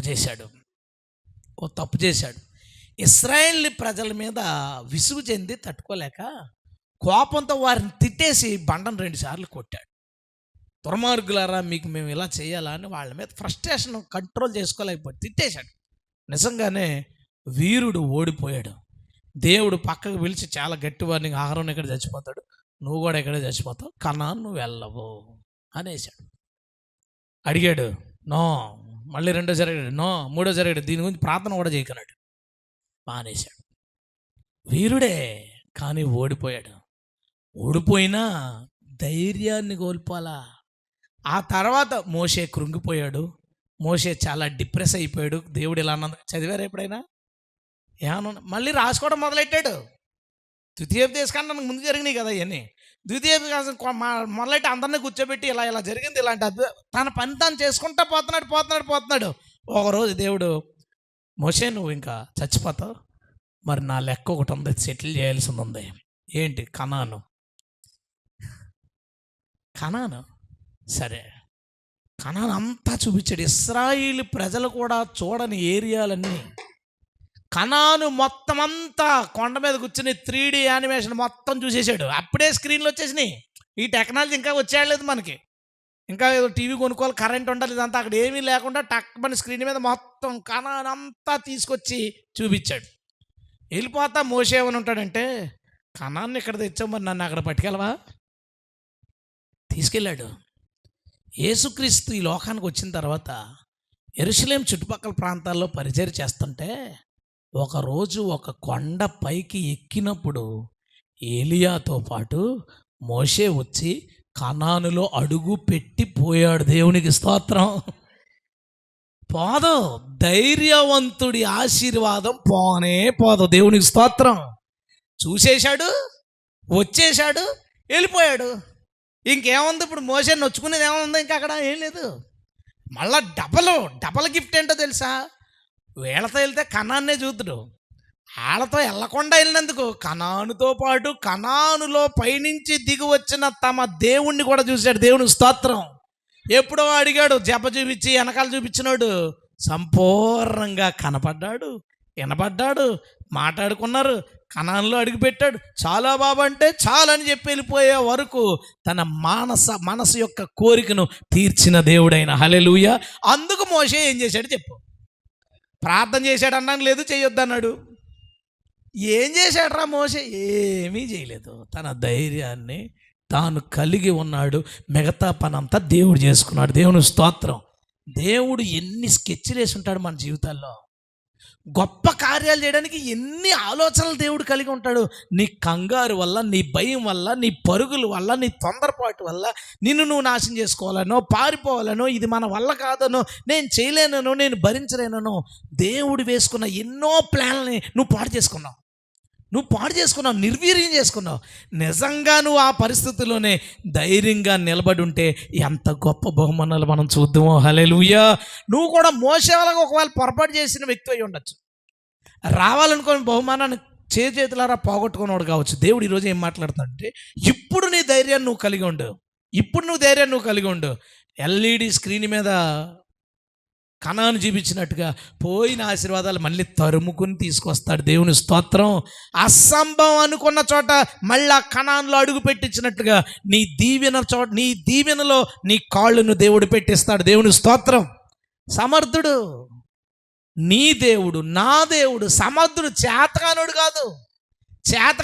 మన దేవుడు చేతగానోడు అయితే చేతనైన వాళ్ళ దగ్గరికి వెళ్ళి బతిమాలకు వచ్చి మాకు న్యాయం చేయండి అని. చేతనైనోడు, బలవంతుడు, శక్తిమంతుడు, నిన్ను ఎరిగినవాడు. నువ్వు చేయాల్సిన పని ఏంటో తెలుసా? ధైర్యం కలిగి ఉంటారా బాబు. పిరికితనమే ఈ పనికిమాల వాళ్ళందరినీ మనకు నాయకులను చేసింది. పిరికితనం. ధైర్యం కలిగి ఉంటే మన దేవుడు మనకి నాయకుడై ఉండేవాడు. దేవునికి స్తోత్రం. ధైర్యం కలిగి ఉండు. ఎట్టి పరిస్థితుల్లో నీ ధైర్యాన్ని కలిగిపోతుంది. ఆఖరి గుంపు నేను మీకు చెప్తాను ఏంటంటే, దాని తర్వాత ఇంకో చిన్న గుంపు చెప్తాను. ఆఖరు ఏంటంటే, ఇప్పుడు ప్రభు శిష్యులు ఉన్నారు. యోధాను పక్కనెడేద్దాం, తర్వాత చచ్చిపోయాడు కాబట్టి యోధ పక్కన 11 మంది అన్నట్టుగా మాట్లాడుకుందాం. యోధ కూడా ఉన్నాడు ప్రారంభంలో. ఇప్పుడు ఈ 3.5 సంవత్సరాల్లో పేతురు, యోహాను, ఈ తోమ, ఈ ఆంద్రే వీళ్ళందరూ ఎప్పుడైనా ఇంటికి వెళ్ళినట్టుందా? ఇళ్ళకి వెళ్ళలేదు వాళ్ళు. చుట్టాల పెళ్ళిళ్ళకి వెళ్ళా, చుట్టాల చావులకి అసలు వెళ్ళనివాడు. చచ్చిపోయిన వాళ్ళు పాతి పెట్టుకుంటారులే, నోరు మూసుకుని ఉండన్నాడు. చావుకే పంపనోడు పెళ్ళికి పంపుతాడా? సెలవులు లేవు వీళ్ళకి, ఇళ్ళు లేవు వీళ్ళకి, పొలాలు లేవు వీళ్ళకి, స్థలాలు లేవు వీళ్ళకి. మనం ఆలోచిస్తే 3.5 సంవత్సరాలు అసలు ఏమీ పట్టించుకోకుండా ప్రభుతోనే ఉండిపోయారంటే ఎంత బేస్ అయ్యారు వాళ్ళు ప్రభు మీద. ఇప్పుడు ఒక అతను నడుచుకుని వెళ్తానుకో, పక్కన నడుచుకుని వెళ్తే మామూలే. ఒక మంచి టాప్ పర్సన్ నడుచుకుని వెళ్తుంటే అతను కూడా మనల్ని నడిపిస్తుంటే మన యాటిట్యూడ్ ఎలా ఉంటుంది? ఎంత ఈయన పక్కన నడుస్తున్నాం, ఇలాంటి ఓడితో మనం ఉన్నాం. చూసిన రాజకీయ నాయకులు వచ్చాడు, వెనకాలంలో చూడండి వాళ్ళ లుక్కులు వాళ్ళ తర్వాత నాయకుల కింద ఫీల్ అయిపోతారు. అది కామన్. అది ఆ యాటిట్యూడ్ ఎలా ఉంటుంది అలాంటి వాళ్ళు వెనకాల ఉన్నప్పుడు. యేసు ప్రభు వెనకాల వీళ్ళు 11 మంది యాటిట్యూడ్ ఎలా ఉంటుంది? ఈ 11 మంది ఏమన్నా పర్మిషన్ కావాలంటే ఇలా నోరెత్తకో, వీళ్ళే ప్రభు పర్మిషన్ కావాలి, అపాయింట్మెంట్లు ఇచ్చేది వీళ్ళే. బయటికి వెళ్ళి అద్భుతాలు, సూచక్రియలు, ప్రభా నువ్వు చెప్పావు మేము చేస్తున్నాం. ఈ 3.5 సంవత్సరాలు వీళ్ళకి తిరుగే లేదు. ఎక్కడికి వెళ్ళినా గొప్ప పేరు. ఇంకోటి చెప్పనా, వీళ్ళు ఎదురుగుంటా పరిచయల్ని ప్రభు బ్యాట్ చేస్తుంటే వీళ్ళు జోకులు వేసుకుంటారు ఖచ్చితంగా, నో డౌట్. అందులో పరిచయలు శాస్త్రులు ఒక్కొక్కడిని నోరు మూయించేస్తుంటారు. రే మా నోటితో పెట్టుకున్నారు, అయిపోయారు వీళ్ళు. ఏం అడిగాడు ప్రభు, సూపర్ అని నిజంగానే చంకలు గుద్దుకుని చాలా చాలా హ్యాపీగా ఏ భయము బాధ లేకుండా వాళ్ళ జీవితం సాగిపోతుంది తన నాయకుడి క్రింద. ఏ అవసరం వచ్చినా నాయకుడిని అడగడమే, ఏం కావాలన్న నాయకుడే. తెల్లవారి లెగిస్తే ఆయన ఎక్కడికి పోతే కూడా అక్కడికి పోవడమే. అకస్మాత్తుగా ఒకరోజు ప్రభు భయంకరంగా బ్రోటల్గా చంపేశారు ప్రభుని. చాలా దారుణంగా ప్రభుని చంపేశారు. చంపేస్తే అక్కడ రాయబడింది మాట ఏంటో తెలుసా? వీరు గలయలలో ఒక ప్రాంతంలో ఒక సీక్రెట్ ఇంట్లో, ఒక విలేజ్లో ఒక సీక్రెట్ ఇంట్లో యూదులకు భయపడి తలుపులు వేసుకుని లోపలికి వచ్చున్నారు. ఎవరికి భయపడి? యూదులకి. అంతకుముందు శాస్త్రులకు కూడా భయపడలా, పరిసయ్యులకు భయపడలా, రోమా సైనికులకు భయపడలా. ఆలయంలో చెదారని ఇవన్నింటినీ లాగేస్తుంటే వెనకాల నుంచి చప్పట్లు కొట్టుకున్నారు. అక్కడ సైనికులు ఉన్నారు. రాజ్యం ఏమనుకుంటారు, ఏంటి మనకి ఏ భయం లేదురా, మన ప్రభువుకి తిరిగే లేదనుకున్నారు. రోమా ప్రభుత్వానికి, సైనికులకి, శాస్త్రులకి, పరిసయ్యులకి, సద్దూకయ్యులకి, గొప్ప వారికి భయపడని వాళ్ళు సామాన్యమైన యూదులకు భయపడి ఇంట్లో దాక్కునే పరిస్థితి వచ్చింది. ఎందుకంటే తమ నాయకుడు చచ్చిపోయాడు. తమ ఎవరి మీద అప్పుడు దాకా ఆధారపడ్డారో అతను చచ్చిపోయాడు. ఇంట్లో కూర్చుని ఎంత ఏడ్చుంటారండి వాళ్ళు. ఊహించు, 3.5 సంవత్సరాలు కూడా ఉండి సొంత తండ్రిలాగా, అన్నలాగా, స్నేహితులాగా వాళ్ళతో కూర్చుని ఉన్న ప్రభువు దూరం అయ్యాడు మన మనసుగా అనిపించినప్పుడు ఎంత ఏడుపు వస్తాయి. అని ఎంత ఏడ్చుంటారు ఆ ఇంట్లో పడాళ్ళు. అంత ఏడుపు, అంత భయం, ఓడిపోయిన వీరులాళ్ళు. భయం అంతా పోయింది. ప్రభు ప్రత్యక్షమయ్యాడు. ప్రభుయే దూరం అయితే ఎవరైనా భయపడాల్సింది. ప్రభు ఆత్మరూపిగా ప్రత్యక్షమయ్యాడు, మహిమ దేహంతో ప్రత్యక్షమయ్యాడు. ప్రత్యక్షమైన మరుసటి రోజు నుంచే వచ్చారు బయటికి. 40 రోజులు ప్రభుతో తిరిగారు. 40 రోజుల తర్వాత యేసు ప్రభువుని మించిపోయిన పరిచర్య చేశారు. దేవుని స్తోత్రం. మించిపోయారు. ఆయన వెళ్ళని ప్రాంతాలకు వెళ్ళిపోయారు. ఆయన గింజుకుని చాలామందికి చాలా సువార్త చేసిన ఆయన దగ్గర సరిగ్గా నిలబడేవాళ్ళు 30-40 మంది తయారుండొచ్చు. ఒక్కరోజులో 3,000 మంది, 4,000 మంది, 5,000 మంది. ఎలా జరిగింది ఇది? వారు తమ ధైర్యాన్ని తిరిగి తెచ్చుకున్నారు, ఇంకా ఏమీ చేయలేదు. ధైర్యంగా నిలబడి అక్కడ మాట్లాడాడు, ప్రసంగం చేశాడు, అంతే. ధైర్యంగా నిలబడ్డాడు. ప్రతి చోట వారు ధైర్యంగా నిలబడ్డారు. నిలబడిన ప్రతి చోట దేవుడు అద్భుతాలు చేసుకుంటూ పోయాడు. దేవుని స్తోత్రం, హల్లెలూయా. ఇప్పుడు మీ పరిస్థితి ఎలా ఉంటుంది? మన వాళ్ళు ఉన్నారండి ఇలా. ఎలాంటి వాళ్ళు తెలుసా? మనోళ్ళు ఎవరన్నా కల్టోడు కనపడ్డాడు అనుకో, వెళ్ళిపోతారు మనోళ్ళు. పుంజిలాగా వెళ్ళిపోతారు. వెళ్ళిపోయి ఇదేంటి ఏం బోధ చేస్తున్నా, ఏంటి ధైర్యం, రారా మాట్లాడుకుందాం అంటే నేనున్నానని.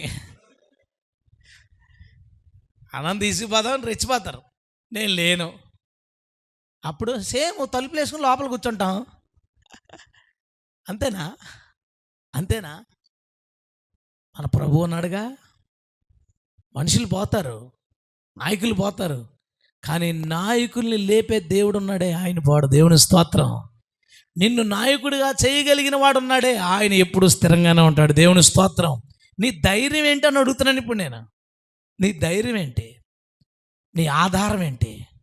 వారికి తమకున్న ఆధారం పోతే ఏమీ లేనోళ్ళు అయిపోయారు. ఆధారం వచ్చేదాకా ఏమీ చేయలేకపోయారు. వాళ్ళు అర్థం చేసుకోలేకపోయారు. ఆయన మనతోనే ఉన్నాడు, మనతోనే ఉంటాడు, మనకు సహాయంగా ఉంటాడని అర్థం చేసుకోలేకపోయారు. నేను అడుగుతున్నాను, నువ్వు దేన్నో ఆధారంగా చూసుకుని ఉండొచ్చు. స్త్రీలు ఉన్నారండి, నిజంగా భర్తే ఆమెకి వాళ్ళకి ఆధారం.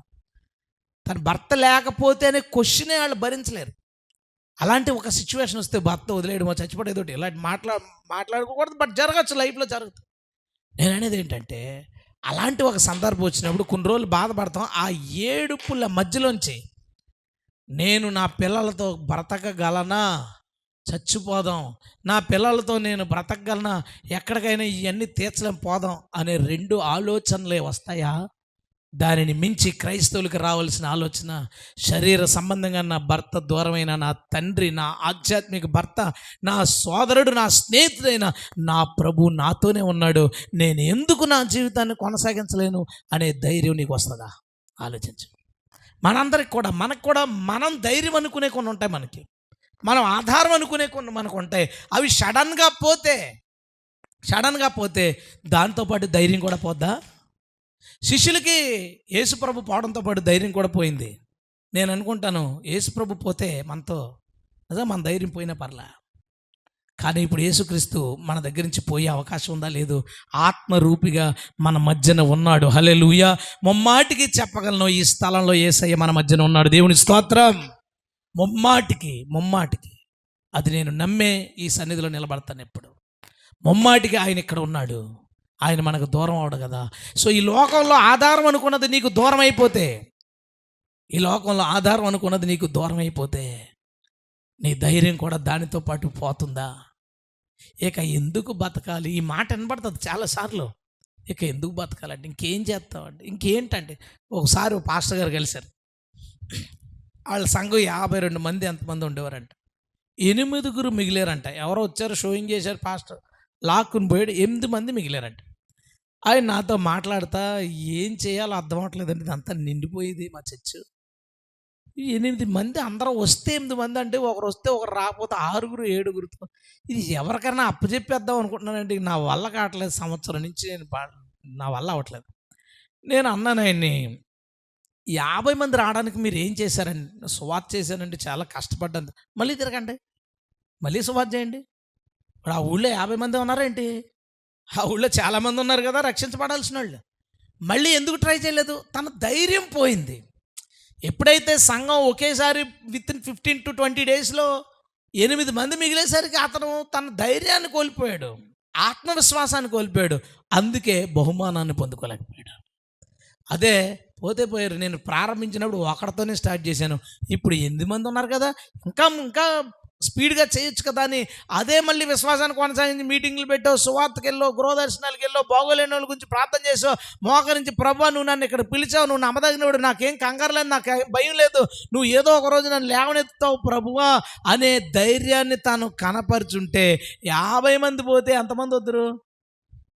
100. మళ్ళీ ఒక కష్టం చచ్చి పీక్కోవాలి, పెద్దది కట్టుకోవాలి. దేవుని స్తోత్రం. దేవుడు అది చేయగలడు. ఒక నష్టం జరిగినప్పుడు, ఒక ఆధారం కోల్పోయినప్పుడు, నీవు ధైర్యాన్ని కూడా కోల్పోతే నీ జీవితంలో ఏమీ సాధించలేవు. ఆఖరి బ్యాచ్ మనమే, నువ్వే అనుకో. నీ లైఫ్లోనే అందరూ వదిలేసిన సందర్భం, అన్నీ కోల్పోయిన సందర్భం, ఆరోగ్యం లేని సందర్భం, అవమానం ఎదుర్కొన్న సందర్భం, తొక్కివేయబడిన సందర్భం, ఆర్థికంగా నువ్వు నలిగిపోయిన సందర్భం, ఏమీ లేకుండా ఆస్తి కోల్పోయిన సందర్భం, ఇలాంటివి ఆశీర్వాదం కోల్పోయిన సందర్భం, దేవుడే ఇది నేను నీకు ఇవ్వను అని ముఖం మీద చెప్పేసిన సందర్భాలు నీ జీవితంలో ఎదురైనప్పుడు నువ్వేం చేసావు? ఇప్పుడు నువ్వు ఏం చేస్తున్నావు? ఒకవేళ రేపు ఎలాంటి పరిస్థితి ఎదురైతే నువ్వు ఏం చేయబోతున్నావు ఆలోచించు ఒకసారి. ఆలోచించు ఒకసారి, నువ్వే ఆలోచించు. నేను సేవకు వచ్చినప్పుడు పాంప్లెట్లు రాసినప్పుడు ఎన్ని రకాల బూతు లేకుండా ఎన్ని తిట్లు తినొచ్చో అన్ని తిట్లు తినేవాడిని. ఎందుకంటే పాస్టర్లు బూతులు తిట్టకూడదని బూతులు తిట్టేవారు కాదండి, అది మాత్రం నిజమే. ఇప్పుడు విశ్వాసులు అయితే ఫేస్బుక్లో బూతులు తిట్టేస్తున్నారు కానీ డైరెక్ట్గా, అప్పుడైతే ఫోన్లో ఓన్లీ మూర్ఖుడా, దుర్మార్గుడా, పనికిమాలినోడా ఇలాంటివే తిట్టేవారండి. బైబిల్లో ఉన్న మాటలే తిట్టేవారనమాట. బైబిల్లో తిట్లు ఉంటాయి, లీగల్ తిట్లు అనమాట. ఈ అవసరాన్ని బట్టి వాడుకోవడానికి, అలా అంటే మనం వాడమని కదా నేను చెప్తాను, వాళ్ళ దృష్టికి లీగల్ తిట్టేవారు.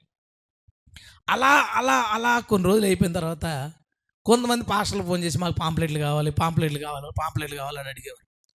తొక్కబడిన ప్రతి చోట ఒక మెట్టి ఎక్కడో నాకు తెలుసు, దేవుని స్తోత్రం. తొక్కబడిన ప్రతి చోట పాస్టర్ల దగ్గరికి వెళ్ళి టైం అడిగితే నిమిషం, 2 నిమిషాలు, ఎక్కువ అయితే ఒక 3 నిమిషాలు, మధ్యలోనే ఆగిపోమండం, ఇలాంటివి నేను ఎదుర్కొన్నాను.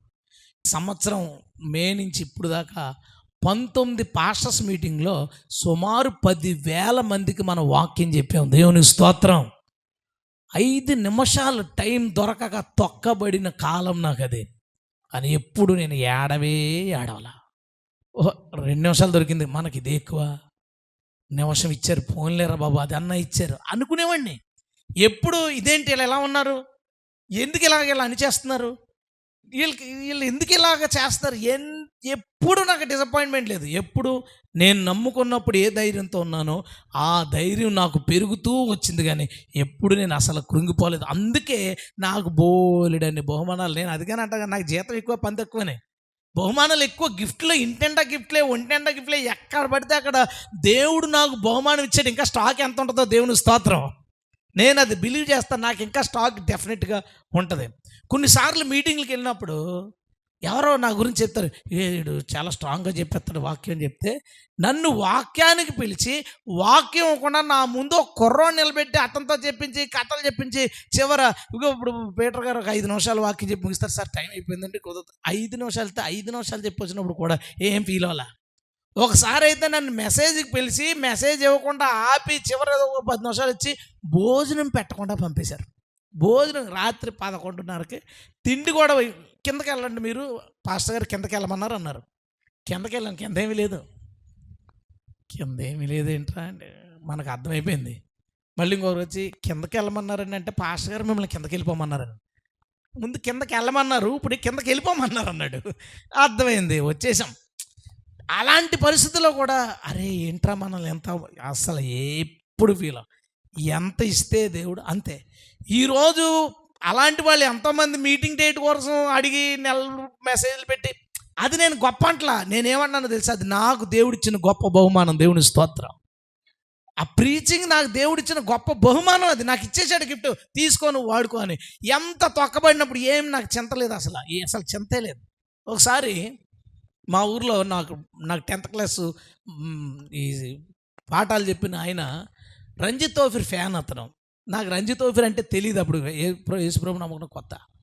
10th అయిపోయిన తర్వాత నమ్ముకున్నాను, కానీ అప్పుడు నాకు సార్ అతను క్రిస్టియన్ అతను చెప్పేవాడు, కానీ అప్పుడు నమ్ముకోలేదు, తర్వాత నమ్ముకున్నాను. ఆయన నాకు రంజిత్ తోఫీర్ బుక్ ఇచ్చాడు, ఇది చదువు చాలా బాగుంటుంది, నువ్వు ఇప్పుడిప్పుడే గ్రో అవుతున్నావు కదా, చదువుతున్నాను. నాకు ఏంటో ఫస్ట్ 4-5 పేజీలో చాలా తప్పులు అనిపించినాయి. నేను ఆయన దగ్గరికి వెళ్ళి, తప్పులు ఉన్నాయండి దీంట్లో అన్నాను. నువ్వు ఎవరో తెలిసేతను అట్లా, నాకు తెలియదు ఎవరో, నిజంగానే ఎవరో తెలిస్తే సరిగ్గా అలా చదవకపోతేనేమో, ఎవరో తెలియదు కాబట్టి మామూలుగా చదువు. ఎవరో తెలిసేతను, ఇతను మహాప్రవక్త, అలా ఏదైనా ఇది బిబ్లికల్గా ఇది రాంగ్ ఉంది అని రెఫరెన్స్లు తీసి చూపించాను. అప్పటి నుంచి నేనంటే అతనికి ఇష్టం ఉండదు. ఆయన ఊళ్ళో టాక్ ఏదో నా గురించి బ్యాడ్గా క్రియేట్ చేస్తే, నేను రాజమండ్రిలో 6-8 months మిషనరీ వర్క్కి వెళ్ళిపోయాను. మా నాన్నగారు, మా అన్నయ్య, అతనితో పాటు ఇద్దరు ఎక్కడున్నారా అని సడన్గా రాజమండ్రి వచ్చి ఫోన్ చేశారు. అంటే ఎక్కడున్న పలానా చోటన టక్మని వచ్చారు. ఏంటి ఇలా వచ్చారని పలకరించి నవ్వుతూ మాట్లాడుతుంటే, ఈ లోపు మా అన్నయ్య మొత్తం రూమ్లన్నీ సెర్చ్ చేసేస్తున్నాడు. ఏంట్రా చూస్తున్నా, ఏం లేదురా నీ గది ఎలా ఉందో చూస్తున్నాను, అంతా అయిపోయింది, భోజనాలు తీసుకెళ్ళారు. తినేసిన తర్వాత మా వాడు చెప్పాడు, మందు బాటిల్ ఉన్నాయేమో చూడడానికి వచ్చాను అన్నట్టు. మందు బాటిలే, నాకు అర్థంలా, ఊర్లో అలా చెప్పుకుంటున్నారా నీ గురించి. తర్వాత కొన్ని రోజులు ఊళ్ళోకి వచ్చాను. ఊళ్ళోకి వచ్చిన తర్వాత మన వాళ్ళు పాత ఫ్రెండ్స్ ఉంటారు కదా, వాళ్ళతో ఏంటో మ్యాటర్, ఆ సార్ ఉన్నారు కదరా మీ సారు, నువ్వు తాగేసి ప్లాట్ఫామ్ మీద పడుకుని ఉండడం చూసేటట్టు రాజమండ్రిలో నేను తాగేసి ప్లాట్ఫామ్ మీద పడుకుని ఉండడం చూసే అని చెప్పుకున్నాడు అనమాట. నవ్వుకున్నాను. అప్పుడు కూడా ఎంత పడిపోయింది నా గురించి చూలే, నాకెందుకు, ఆడెవడో నా గురించి అనుకుంటే నాకెందుకు, ఒకవేళ నా పక్కనోడు అనుకున్నాడు అనుకో, అప్పుడు కూడా నేనేమనుకున్నా నాకెందుకు, వాడు అడిగాడంటేనే చెప్తాను, వాడికి అవసరం అనిపించింది నా గురించి తెలుసుకోవడం చెప్తాను. వాళ్ళు అనుకున్నారు, వాళ్ళు అలా అనుకున్నారు, నా పక్కన ఉన్నవాడు అనుకుంటే ఎలాగా, అసలు అప్పుడు కూడా నాకెందుకు, వాడు అనుకుంటే నాకెందుకు, సేమ్. ఆ తర్వాత అతను ఈ ఊర్లో చర్చి నచ్చక కాకినాడలో ఏసీ ఉన్న చర్చికి వెళ్ళాడు. అక్కడి నుంచి యెహోవా సాక్షులకి వెళ్ళాడు. అక్కడి నుంచి మొన్న గుళ్ళో ఉన్న ఫోటో పెట్టాడు. ఈ పుస్తకాలు చదివి మనల్ని ఎలా అన్నవాడు తిరిగి అతను అలా అవ్వాలని నేను కోరుకోలేదు, అలా అవుతాడని నేను అనుకోలేదు. ఎప్పటికైనా మారాలనుకున్నాను కానీ అలా మారతాడని అనుకోలేదు. నేను చెప్పాలనుకున్నది ఏంటో తెలుసా, నువ్వు దేనికి రెస్పాండ్ అవ్వకు. ఏడుపు, ఓ కృంగిపోవడం అస్సలు ఏం లేదు. సడన్గా కెమెరా పోయినప్పుడు, సడన్గా ఒకసారి చాలా వర్క్ చేసింది అక్షయ్కి, అప్పుడు తెలిసిపోయింది. చాలా వర్క్ చేసిన షార్ట్ ఫిల్మ్ వర్క్ మొత్తం పోయింది. ఒకడ జుట్లు పట్టుకున్నారు. నేను ఒక 5 నిమిషాలు కూర్చున్నాను, ఆలోచించాను. నేను చేసిన పనే కదా, మళ్ళీ చేసేద్దాం కూర్చున్నాను, చేసేసాను అంతే. ఒకసారి 3 రోజులు అభిషేక్ కొత్త షార్ట్ ఫిల్మ్ కానీ అడగండి, నాకు చొక్కలో చంద్రుడు సూర్యుడు గ్రహాలు అన్నీ చూపించాడు ఆడు షూటింగ్లో. ఆ షూటింగ్ చేసిన మెమరీ కార్డు మన అంతా చీప్ కార్డు రీడర్లు కొనివ్వండి, అది పెట్టినప్పుడు అది జస్ట్ కదిలి కార్డు ఫెయిల్ అయిపోయింది. 3 రోజులు షూట్ చేసింది. ఆడెంక చూశాను, ఆడన్నా నేను చేసేస్తాను, నేను పర్లేదన్నా, నీకు పర్లేదురా నీకు పర్లే. మళ్ళీ కూర్చున్నాం. ఒక రోజు పూట లోపే ఆడికి ఎక్స్పీరియన్స్ వచ్చింది కదా, చేశాడు. మళ్ళీ చేసాం, దానికంటే పర్ఫెక్ట్గా వచ్చింది. ఇలా అయిపోయిందంటే, ఇలా చేసిన పని పోయిందంటే, వచ్చే డబ్బులు పోయినాయి అంటే, ఇది ఇలా పోయిందంటే, అలా పోయిందంటే, అవమానం వచ్చింది, మా నాన్న చెప్పించి కొట్టాడు, మా అన్నయ్య కొట్టాడు, మా వాళ్ళు తిట్టారు, అసలు ఈ సెక్షనే లేదు. ఏం జరిగినా నా ప్రభు నాతో ఉన్నాడు, హల్లెలూయా. ఆ ధైర్యం నాకు చాలు. మనం దారి తప్పినప్పుడు భయపడాలి కానీ దేవుని మార్గంలో ఉన్నంతకాలం, దేవుని చిత్తం చేస్తున్నంతకాలం నువ్వు భయపడొద్దు. దేవుడు నీ పక్షంగా ఉన్నాడు, హల్లెలూయా. దేవుడు నీ పక్షంగా ఉన్నాడు, నువ్వు ధైర్యంగా ఉండు, నీకే బహుమానాలు. ఇది చెప్పి నేను క్లోజ్ చేస్తాను. మా పెదనాన్నగారు, మా చిన్నాన్నగారు అబ్బాయి ఈ ఊళ్ళోనే ఉంటాడు. వాడు ఒకసారి మా ఇంటికి వచ్చాడు కోవిడ్కి ముందు. మా ఇంటికి వచ్చిన తర్వాత నాతో మాట్లాడుతా ఫోన్ వస్తామని ఇలా తీసివాడు. ఫోన్ వచ్చినా రాకపోయినా అది యాపిల్ ఫోను. అప్పట్లో చాలా ఎక్కువ, ఇది గొప్ప. ఈ 1 ఇయర్లోనే ఇది కొంచెం జనాలకి అందరి దగ్గరికి వస్తుంది, కానీ అప్పట్లో చాలా గొప్ప. తీసేవాడు లోపల పెట్టేవాడు, తీసేవాడు లోపల పెట్టాడు. అది కీప్యాడ్ ఫోను. కీప్యాడ్ వాడు కోవిడ్ అయిపోయిన తర్వాత ఎప్పుడుకో నేను ఆండ్రాయిడ్లోకి వచ్చాను, తప్పక కీప్యాడ్ వాడుకునేవాడు. నాది కీప్యాడ్ ఫోన్, ఆడేమో తీసేవాడు లోపల పెట్టేవాడు. ఇంకా నేను అది ఏంట్రా అని అడగలేదు. అని ఆడేమన్నాడంటే, అనే యాపిల్ ఫోన్ ఎందుకు కొనుక్కుంటామో తెలుసా, ఫోన్ మాట్లాడడానికి కదా, ఆఫీస్లో సాఫ్ట్వేర్ జాబ్, ఆఫీస్లో టేబుల్ మీద ఇలా తిరగేసి పెట్టుకోవడానికి. ఆఫీస్లో టేబుల్ మీద ఇలా తిరగేసి పెట్టుకుంటే వెనకాల యాపిల్ సింబల్ ఉంటుంది, కేవలం దాని గురించి కొనుక్కుంటాన్నాడు. అవునా అన్నాను, నవ్వుకున్నాం. నేను సరే వర్క్ ఉందని లోపలికి వెళ్ళిపోతుంటే, నేను నీ రూమ్ చూస్తానని వచ్చాడు. రూమ్ లోపల యాపిల్ ఇంత కంప్యూటర్ ఉంటుంది నాది. అప్పుడు ఆడు చూసి దాని చుట్టూరు తిరిగి ఫోన్ పట్టుకుని, ఇది పట్టుకుని ఇంత ఫోజు కొట్టానా నీ దగ్గర, నువ్వు ఏంటనే, ఇది నాకు తెలిసిరా నా దగ్గర ఉందని అనలేదేంట. నేను దాన్ని సీరియస్గా తీసుకోలేదు. ఆడు ఇన్సల్ట్ చేస్తున్నట్టు నేను ఫీల్ అవ్వలే అసలు.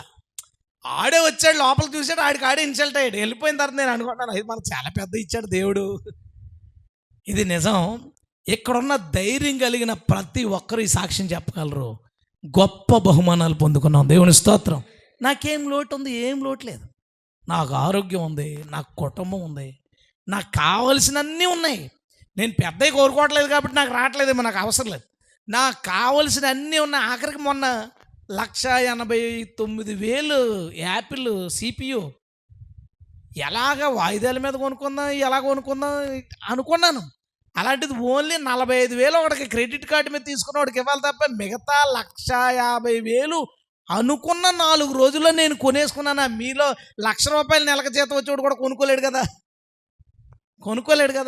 నేను అనుకున్నాను, కొనేసుకున్నాను. జోసెఫ్ అదే అంటాడు, ఎక్కడికైనా వెళ్తే అన్న ఎక్కడ ఉంటే పలానా షాప్లో ఉన్నాను చూడడానికి, అయితే కొని తెచ్చేస్తావులే నువ్వు అంటాడు. అంత కొని తెచ్చేద్దాం. ప్రొజెక్టర్ చూడడానికి వెళ్తామా, ప్రొజెక్టర్ కొనుక్కుని వచ్చేద్దాం.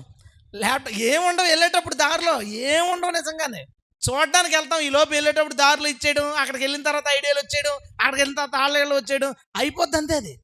అది దేవుడు మన కోసం దాచి ఉంచిన బహుమానాలు. మనం ఏదో ఓడబడిసినందుకు కాదు, మనకున్న ధైర్యాన్ని ఊడిపోకుండా కాపాడుకున్నందుకు దేవుని స్తోత్రం.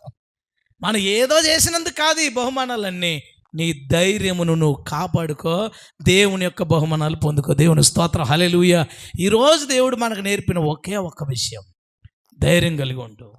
ఆ ధైర్యాన్ని నువ్వు పోగొట్టుకోకు. కాబట్టి ఏ కష్టాలు వచ్చినా, ఏ ఇబ్బందులు వచ్చినా, అందరూ నిన్ను ఒంటరి చేసిన, అందరూ నిన్ను కార్నర్ చేసిన, అందరూ నిన్ను వెట్టకారం చేసిన, గొప్ప గొప్ప వాళ్ళు నిన్ను టార్గెట్ చేసిన, అసలు ఏం కంగారు పడద్దు, అసలు కంగారు పడద్దు. ఒక ఆయన నాకు ఫోన్ చేసి, అప్పట్లో మీ మీద కేసు ఎవరు ఎంచారో తెలుసా? హైదరాబాద్లో ఉన్న పెద్ద గొప్ప సేవకుడు అతని పేరు చెప్పాడు. అతను నీ మీద దృష్టి పెట్టాడు, నీ మీద కాన్సన్ట్రేషన్ పెట్టాడు, అన్నీ చెప్తున్నాడు, తెగ గొప్పగా చెప్పేస్తున్నాడు. నాకేం అనిపించట్లేదు. నేను అన్నాను, నేను చేసింది ఏముందండి, నేను చేసిన దాంట్లో తప్పేమన్నా ఉంటే చెప్ప. తప్పని మాట్లాడుతున్నావు ఏంట్రా బాబు, నువ్వు నీ మీద ఎవరు పెట్టారో తెలుసా దృష్టి. ఇప్పుడు సూర్యుడు, చంద్రుడు, భూమి తెలుసు మీకు, స్టోరీ తెలుసు కదా. ఏంటి స్టోరీ? సూర్యుడి కాంతి భూమి మీద పడుతుంది, సూర్యుడి కాంతి చంద్రుడి మీద పడుతుంది, చంద్రుడి మీద కాంతి భూమి మీద పడుతుంది. అర్థమైంది కదా? అంతే, ఇంకేం లేదు. ఇప్పుడు సూర్యుడు కాంతి భూమి మీద పడుతుంది కదా, భూమి దేని వైపు చూడాలి? ఇప్పుడు సూర్యుడి వైపు చూడాలి. ఈ సూర్యుని లైటింగ్ చంద్రుడి మీద పడి రిఫ్లెక్ట్ అయ్యి మనకు కనపడుతుంది. నేను చెప్పాలనుకున్నది ఏంటంటే, ఎప్పుడు నువ్వు సూర్యుడి అంక చూడు, సూర్యుడు చంద్రుడి అంక చూసుకుంటాడు. మన మీద ఎవడైతే అనుకుంటాడు వాళ్ళ అంక దేవుడు చూసుకుంటాడు. మనం ఏం చేద్దాం తెలుసా? సూర్యుడి అంక చూద్దాం. దేవుని స్తోత్రం. దేవుడు చూసుకుంటాడు వాళ్ళ సంగతి. వాళ్ళు అనుకుంటారు మన మీద ఎవరు చూడట్లేదు, భూమి మీదకి వస్తారు. అరే బాబు, ఒక లుక్ అక్కడ కూడా పడుతుంది. దేవుడు అలాగా ఆయన పని అది చేసుకుంటాడు. నేను ఎంత అండి, చిన్న గాలికి ఎగిరిపోయే పెట్లాంటి వాడిని. వాళ్ళు ఎంత అండి, పెద్ద మహాసముద్రాలు అట్టోళ్ళు. కాకపోతే ఇద్దరికి మధ్యన యేసుప్రభు ఉన్నాడు. దేవుని స్తోత్రం. ఇద్దరి మధ్య యేసుప్రభు ఉన్నప్పుడు పెట్ట భయపడాల్సిన పని ఏం లేదు. ఆ మీదకి వచ్చేద్దాం అనుకున్న సముద్రమే ఆలోచించాలి, మధ్యలో యేసుప్రభు ఉన్నాడు ఎలాగరా బాబు అని. పెట్టక భయపడాల్సిన అవసరం ఏం లేదు, ఏం లేదు. కంగారు పడాల్సిన లేదు. పిచ్చుగా ఎప్పుడు ధైర్యంగా ఉండాలి. ఎందుకో తెలుసా? దాని కాపరి గొప్పవాడు. దేవుని స్తోత్రం. ప్రభు ఇంకా చూడటమే, ప్రభు ఇంకా మనం. ఈ రిఫ్లెక్షన్స్ ఇవన్నీ మనకు అవసరం లేదు. అవన్నీ చీకటి అన్నీ ప్రభు చూసుకుంటాడు. మన పని దేవుని వైపు చూడు. దేవుడు నీ వైపు చూస్తున్నాడు. దేవుని స్తోత్రం. నీవు దేవుని వైపు చూడు, దేవుడు నీ వైపు చూస్తున్నాడు. ధైర్యం కలిగి ఉండు. ఎవ్వరు నిన్నేమీ చేయలేరు, ఎవ్వరు నిన్ను నిజంగా ఏం చేయలేరు. నువ్వు ధైర్యంగా ఉన్నంతకాలం ఏది నిన్ను నాశనం చేయలేదు. నువ్వు ధైర్యంగా ఉన్నంతకాలం ప్రతి వాగ్దానం విశ్వాసం కలిగినోడికే కానీ పిరికోడికి కాదు. బైబిల్లో రాయబడిన వాగ్దానాలన్నీ విశ్వాసము కలిగిన వాడికే కానీ పిరికి వాడికి కాదు. కాబట్టి దయచేసి వాటి వైపు చూడకో. నీవు ధైర్యమును కాపాడుకో. దేవుడు నిన్ను విడిచిపెట్టడు, బహుమానాలు ఆయన ఇచ్చుకుంటాడు. దేవుని స్తోత్రం.